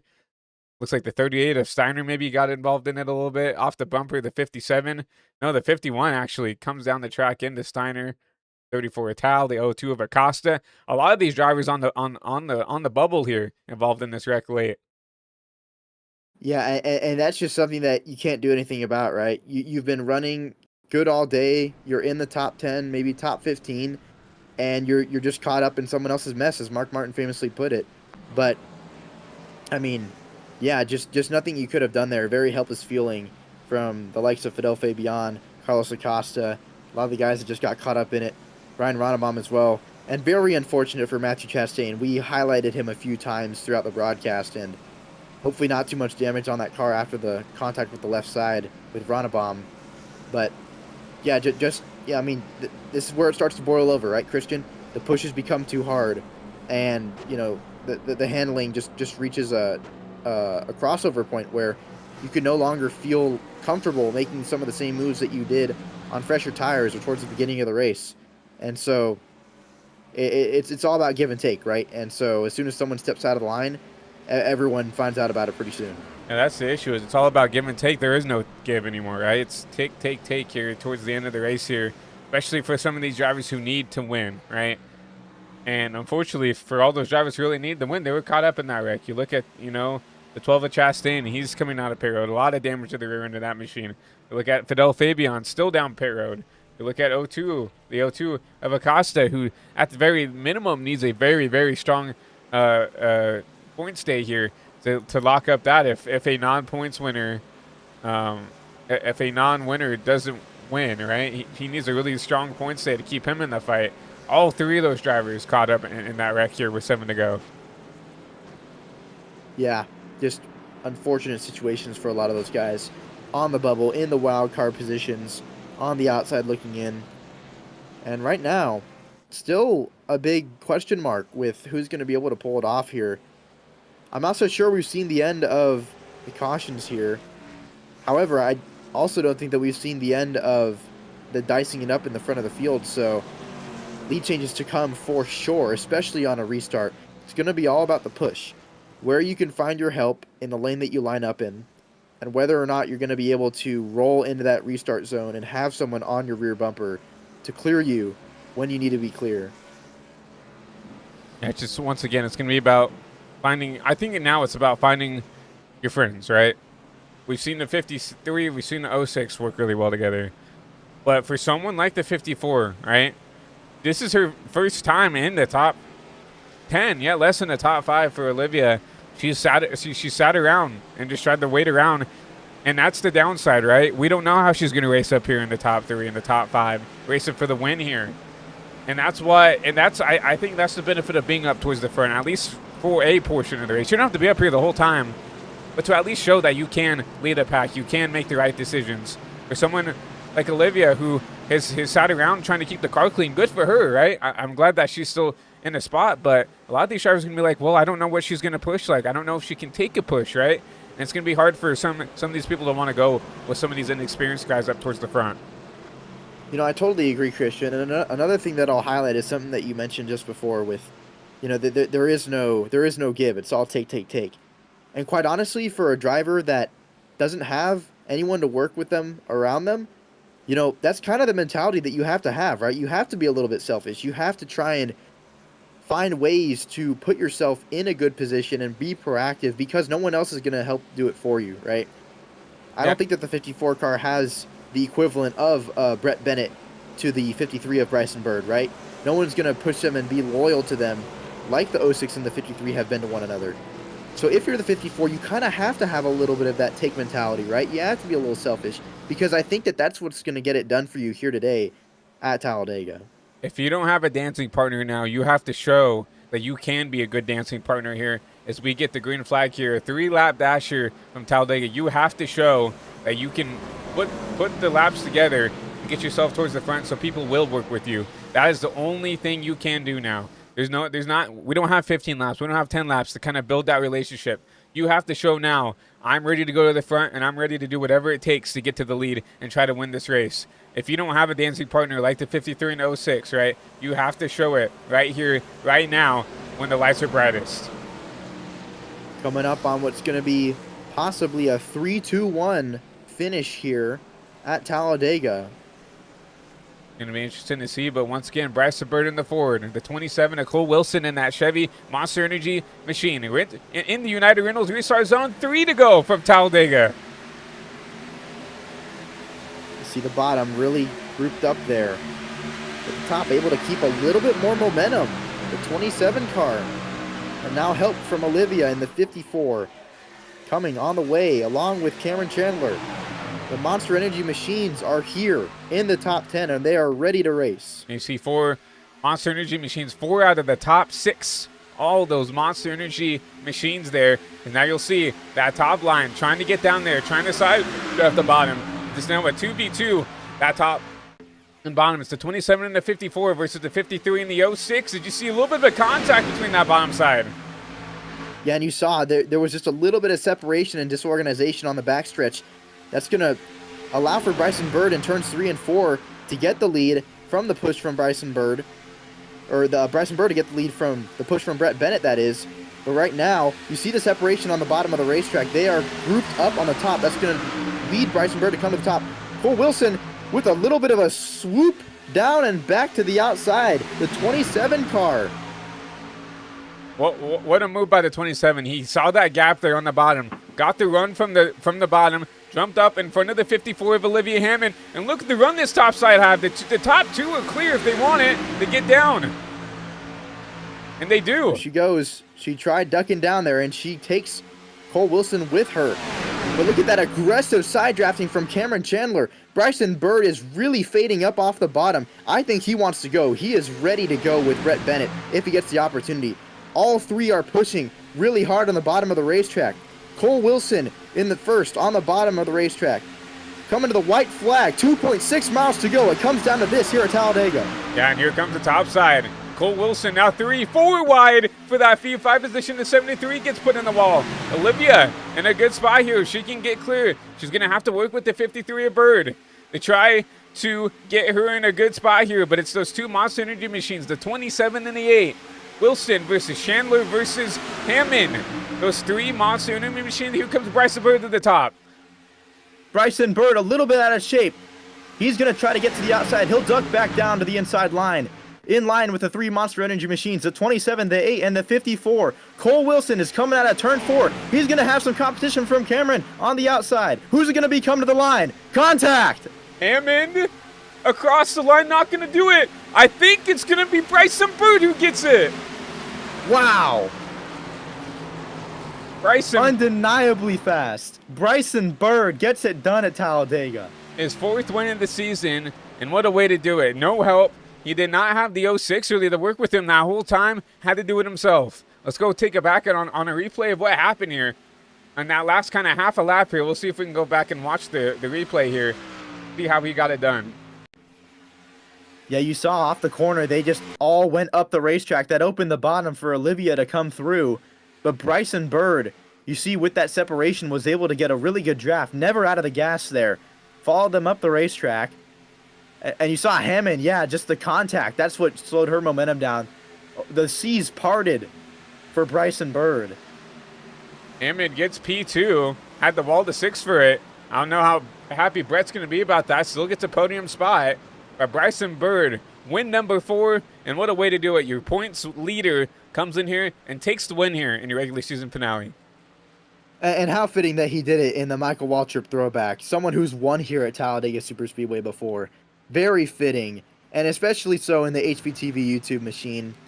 A throwback car, a DEI car, a Michael Waltrip throwback, and Bryson Bird, someone who we've interviewed multiple times and will interview once again here in the HPTV booth for coming home first at Talladega. An amazing finish, really. I mean, that was just quite entertaining from start to finish, but especially with that last restart.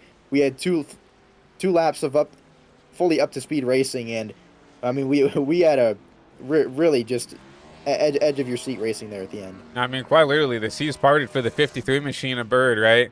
Olivia made that contact to try to get. I mean, if the 53 is not there, she wins that race. So I don't blame her for making that move whatsoever. But unfortunately, the seas parted for. Well, unfortunately for Olivia, the seas parted for the 53 of Bird, and it gave him an opportunity to race for the win there, and he gets it done here from the Talladega. You see him burn it down here on the fresh strands in front of you fans at home. Yeah, and you know, you got to give your props to Olivia at that finish of the race there, because, you know, like we were saying, right? You got to do what you got to do to get your win here, and with not a lot of help towards the end of the race, you know, just trying to do her best to be in a good position there. But Bryson Bird, you just cannot deny him anywhere we go. We've seen him time and time again prove us wrong when we think that he's down and out. But today he was really just commanding the field throughout the entirety of the race, and especially so towards the end here. You know, he was not in a really good position coming into 2 to go, and even with 1 to go, he was still buried back in 4th or 5th, and just you know, kept a level head and was able to get it done. It was an amazing job by Bryson Bird to, you know, put his car in the right spot there. And luckily, the seas parted for him at 53. Got the momentum he needed, and was a drag race at the line there between him and the 54 of Olivia. He comes home victorious from Talladega. You see, you know, his old paint, giving him a congratulatory little fist bump there as Enrique Cuculone congratulates him on his 4th win in the season, as those two will go in there top 2 in points in the regular season. And luckily for Carlos Acosta, you know, he got the break he needed. I believe he should also advance here into the chase here with that number 53 holding it in victory lane tonight. Yeah, and I mean, just a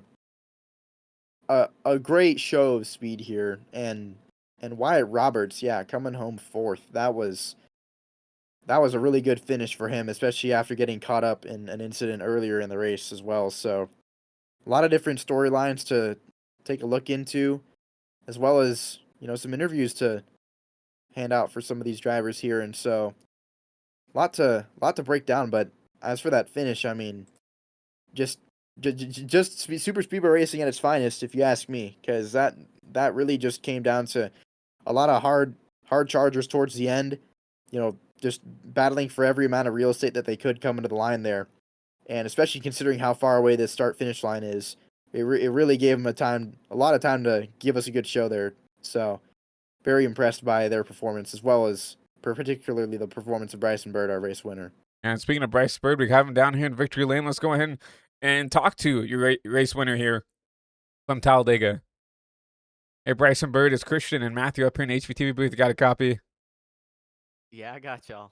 Well, first of all, congratulations. Very, very exciting finish nonetheless here from Talladega Superspeedway. It looked like you might have been down and out. You had those, Monster Energy machines swarming that number 53 HVTV machine. But somehow, they tried to race for the win there. The seas parted for you. You had the run. You had a run on the 54 of Olivia there, and you got it done there. And so first of all, congratulations on another win, your 4th win of the season, and what a better way, coming in here, leading the points, winning the regular season finale here from Talladega. Man, it's awesome. We were going down the back stretch, and I thought it was over. And then I see Brett get clear. I'm like, okay, we can make a run at it.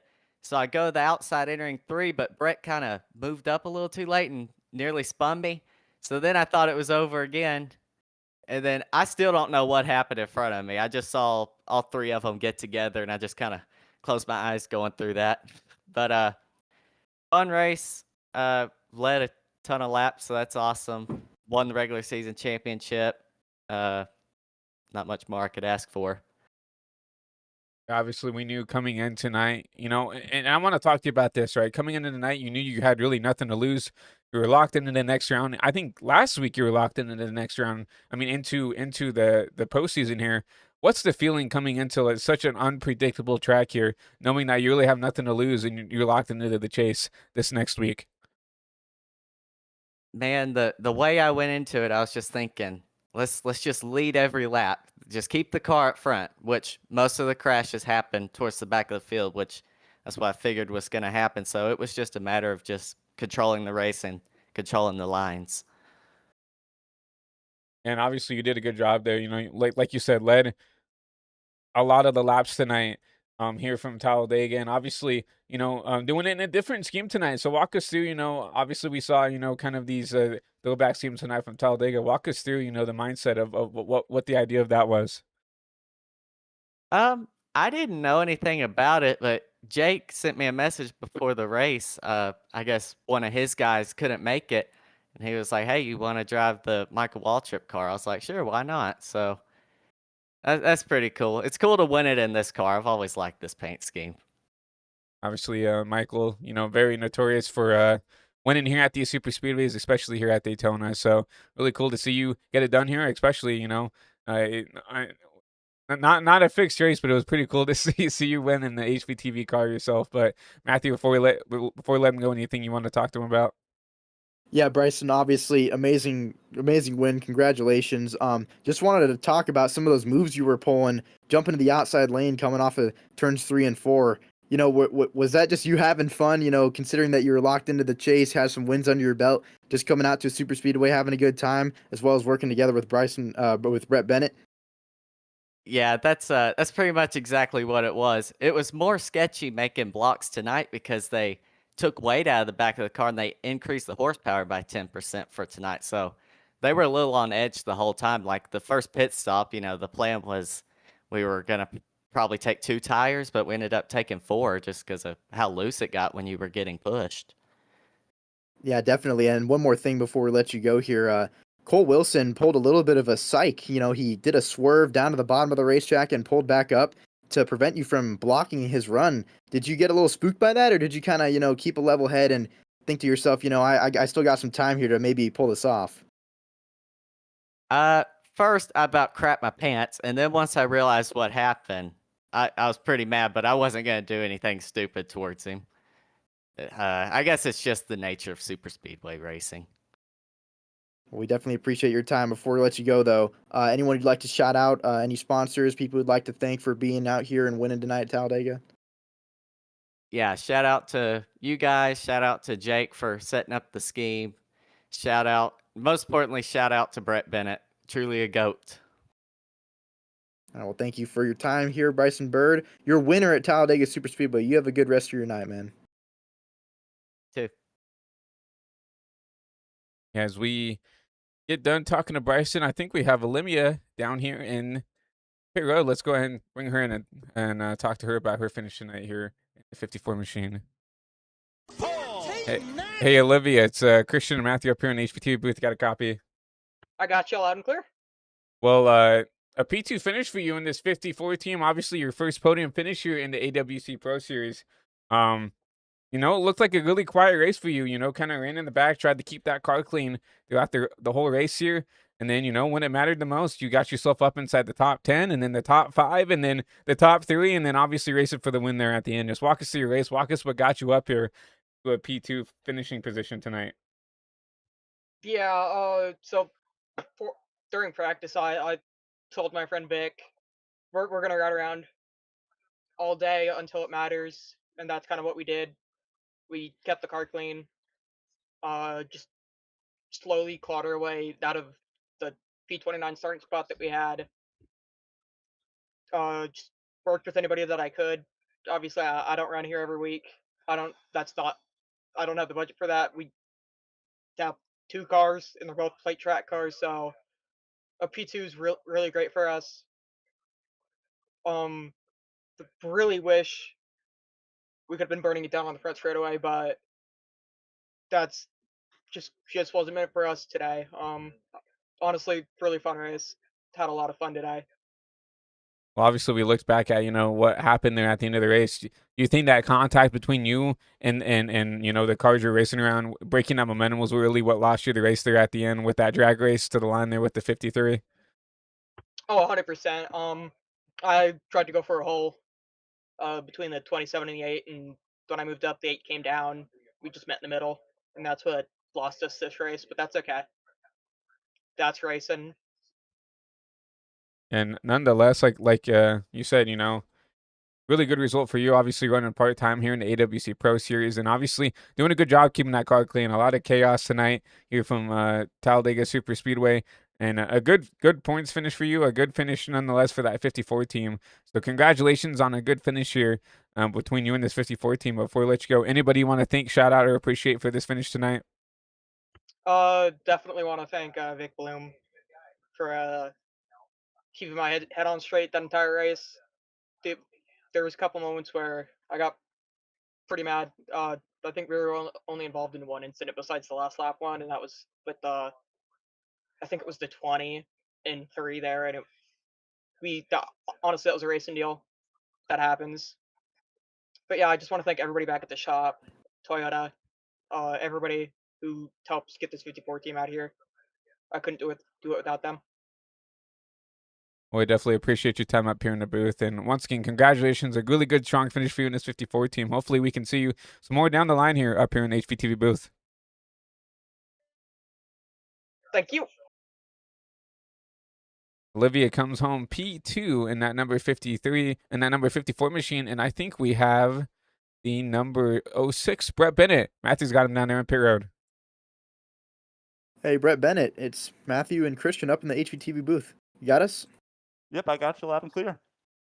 Well, we just finished talking with Bryson Bird, our race winner here, and he said that he had you to thank for his success here at Talladega. So first of all, walk us through the teamwork and the strategy that y'all had going on here at Talladega.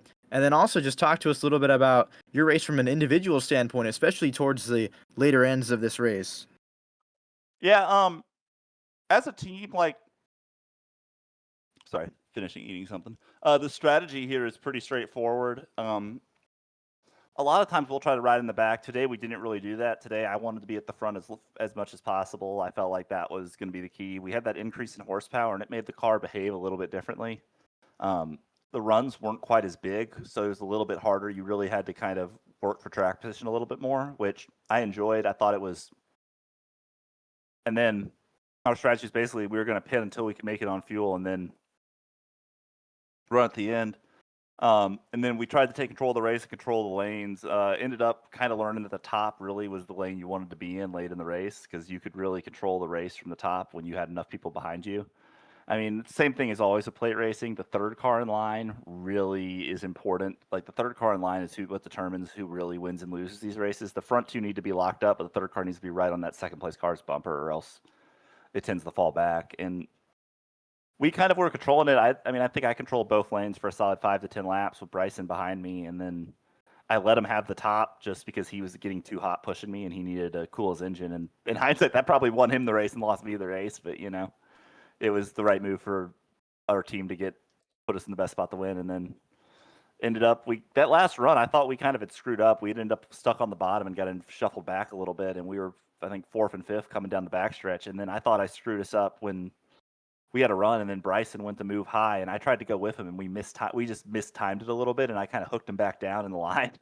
And I thought that was our chance to win. And then we kind of got lucky on the front stretch that the top 3 all got together, and we had a huge amount of momentum, and were able to basically follow everybody, go by almost everybody, and get our 1st and 3rd place finishes. I also got a Enrique Cucalan coming home 5th, and Tyler Watermelon coming home 10th, I believe. So I finished 11th. Never mind. We had 3 top 5s and 3 top 10s tonight. So it's a really good run, and always fun coming here. I mean, I wish I could run this league more. A lot of times have conflicts with real life spotting, but wasn't at Watkins Glen this weekend, so came out and happy to have a really good run. Yeah, well, it was great seeing you out on the racetrack here, and also wanted to ask you about basically what the strategy was, if at all, with regard to the point standings and the chase, and where you fell relative to everyone else. And we were updating the viewers with the point standings as we entered the race, and obviously your name came up with regard to that wild card and that chase consideration. And so, was that on your mind at all as you came into this race at Talladega? Not really. I mean, I want to be in the playoffs, but I've already told Jake this. But basically, since I don't know what my schedule is going to look like, because currently I've only got maybe 1 or 2 conflicts at most, and maybe only 1 with my real life duties with spotting in ARCA. But if that ends up happening, then might make a run at it. But I've told him already to replace me if we get enough. If I end up missing more, which I can't know that this far in advance because my schedule tends to come together late. But so I wasn't really caring that much about points. I wanted to go out and get the best finish I could, hopefully win the race as a team. Then really I wanted to win this race, but obviously there's a lot of people out there who want to win. So I'll still take a really good finish and a really good run, and then we'll go into the playoffs, and hopefully I can make enough races to give myself a chance at it. Or if not, we'll just go out and try to win the races I do run. So be a lot of fun. No, that's a great mentality to have, man. And before we let you go here, is anybody you'd like to thank or give a shout out to for your 3rd place finish here at Talladega? I got to thank everybody in Circumference Ultimate Motorsports who came out tonight. Bryson, Enrique, Tyler Watermelon, Dawson Allen, Matthew Chastain, Wyatt Roberts. I'm definitely forgetting somebody. Oh, Shane O'Neill, Matt Steiner. I'm sure I'm not forgetting anybody. We got a lot of people on our team. I think that's everybody. If I forgot somebody, I apologize. Everybody who I work with in real life racing, Braden Laster, Brad Smith, Nate Moeller, Ivis Early, all the drivers I've worked with, all drivers I keep working with, and Joseph Strigley for always being on my car on iRacing. It's a good friend of mine too. Check out his website. We'll move on. I go to well, I think I'm missing next week, but go to wherever I'm here next and see what we can do. Yeah, well, we appreciate your time. Hopefully we can be talking to you again in the HUTV booth in our interview segment of our broadcast, but we appreciate it, and we wish you have a good rest of your night. Yeah, but you too. Brett Bennett comes home, P3 from Talladega Superspeedway, and a definitely exciting race. And I think we got a little bit of everything, Matthew, tonight.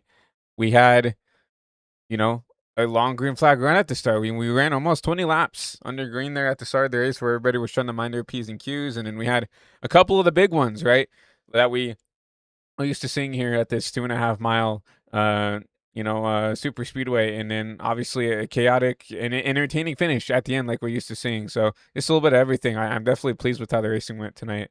Matthew.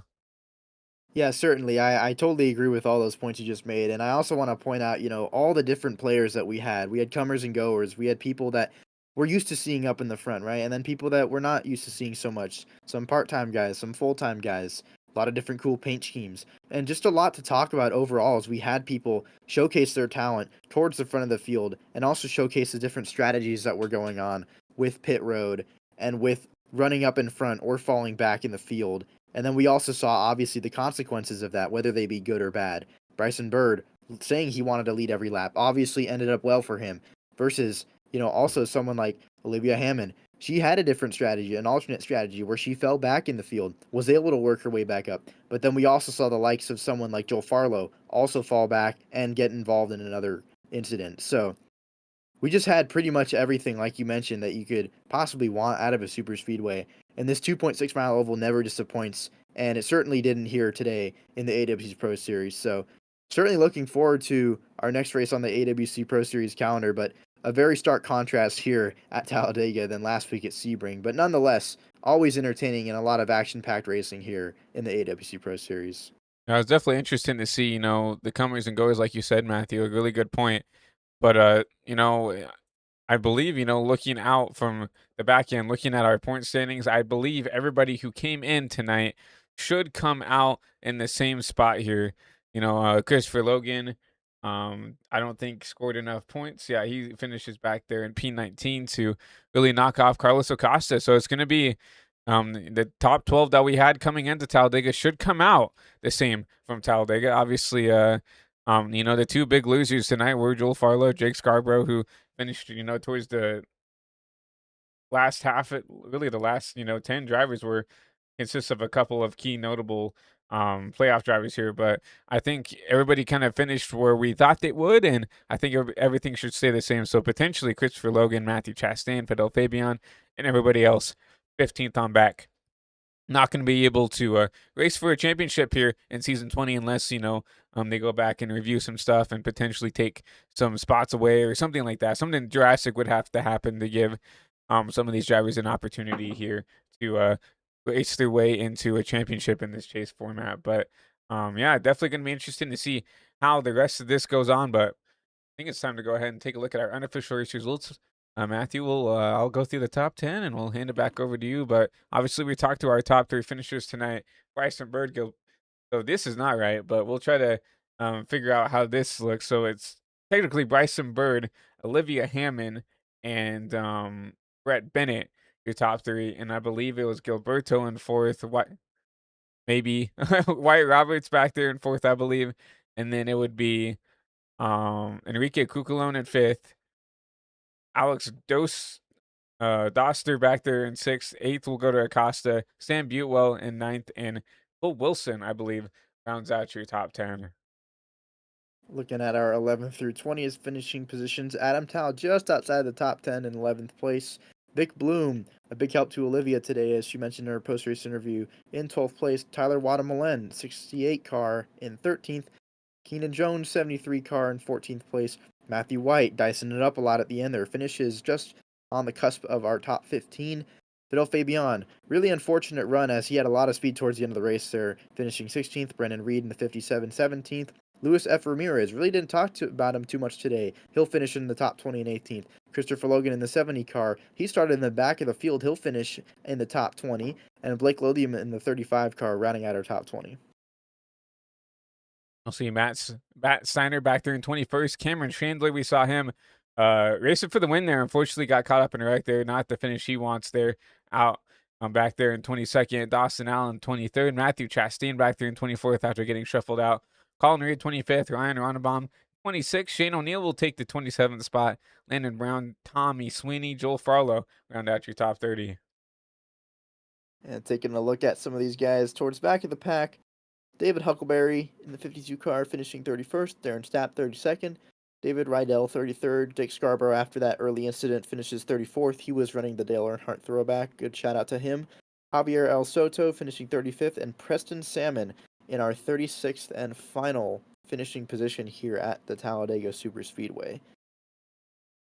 Definitely an interesting race nonetheless, as we congratulate once again Bryson Bird on his 4th win of the season as we head into the chase, Matthew. And obviously that's something we need to talk about as well, right? The chase, something that we've never covered here and on High Velocity TV is a chase style format here for a league. So it's going to be interesting to see, how these drivers adapt to it. Remember, it's not winning you're in. It's nothing like that anymore. It's being consistent, showing up and showing out every week, just trying to keep that car on the track is what you really need to do.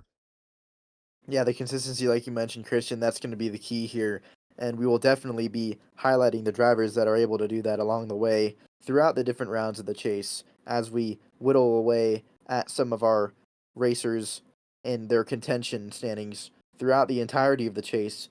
And yeah, are we going to see the likes of Bryson Bird, continue to command this championship and really come to a point and just continue his dominance? Or are we going to see the likes of someone else, Enrique Cucalone, who has a lot of consistency, Wyatt Roberts, some guys who have been waiting for opportunities to pounce?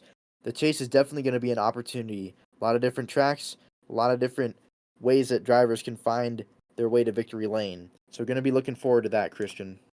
As we look into the future here, Indianapolis next week there. Indy 80 laps there on the oval is going to be very interesting for the Brickhouse Designs 200. And obviously, what a way to start the chase. Going to Indianapolis Motor Speedway, one of the most infamous racetracks in the world, obviously known, not only for its action on the oval, but also on the road course. Obviously, we're going to the oval next week, Matthew.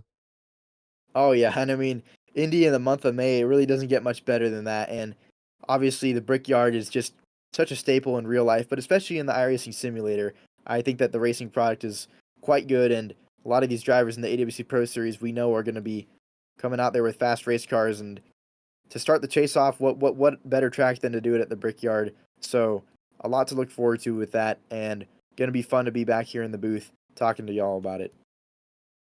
It's definitely going to be interesting to see what happens from Indy next week, but we got to get there first. So I think it's time to call it night here from Lincoln, Alabama, here at the virtual Talladega Superspeedway. We once again congratulate Bryson Bird on another win of the season, his 4th win this season here in the AWC Pro Series as we wrap up the regular season from Talladega. Another congratulations to Bryson Bird for clinching the regular season title, as he was so quick through this regular season. But we look into the future here. No broadcast tomorrow as we celebrate Mother's Day weekend. So no Ice Enough Cup Series, no HVTV After Dark as well. Saturday afternoon is we hope everybody has a great Mother's Day weekend, and obviously we hope everybody enjoys Mother's Day on Sunday. And even if you can't be around, family and stuff, just call your mom, call your grandma, call your niece, your whoever, right? Call your aunt, not your niece. I would hope. Well, maybe if she's a mother, I don't know, but and just wish them a happy Mother's Day, and enjoy Sunday with friends and family or whatever. Enjoy the Cup race as we go to Watkins Glen this Sunday. But around the corner, this Monday we'll be back for the UIS Truck Series, as you'll see Riley Maxwell, Gavin Austin back up in the booth as they approach week 2 in that series. And then we'll be right back here on Thursday for the Prestige Cup Series as they continue their round of 8 berth as we go to Martinsville Speedway. And we'll be right back here on Friday for the AWC Pro Series from Indianapolis. And that next Saturday, back for the Ice Enough Cup Series as they continue their playoff pace as well. So we look to see you guys you back in the HVTV booth in the future. But before we let you guys go, if you guys wouldn't mind dropping a like on the broadcast, subscribing to the channel if you haven't, whether you're watching over at twitch.tv/ChristianBoss13 or over on the High Velocity TV YouTube channel over on YouTube. And we appreciate everybody for coming out tonight's race. And once again, we congratulate Bryson Bird for another win here at Talladega. But once again, you've been watching a High Velocity TV production of the AWC Pro Series, and we hope everybody has a great rest of their Friday. We'll see you guys soon.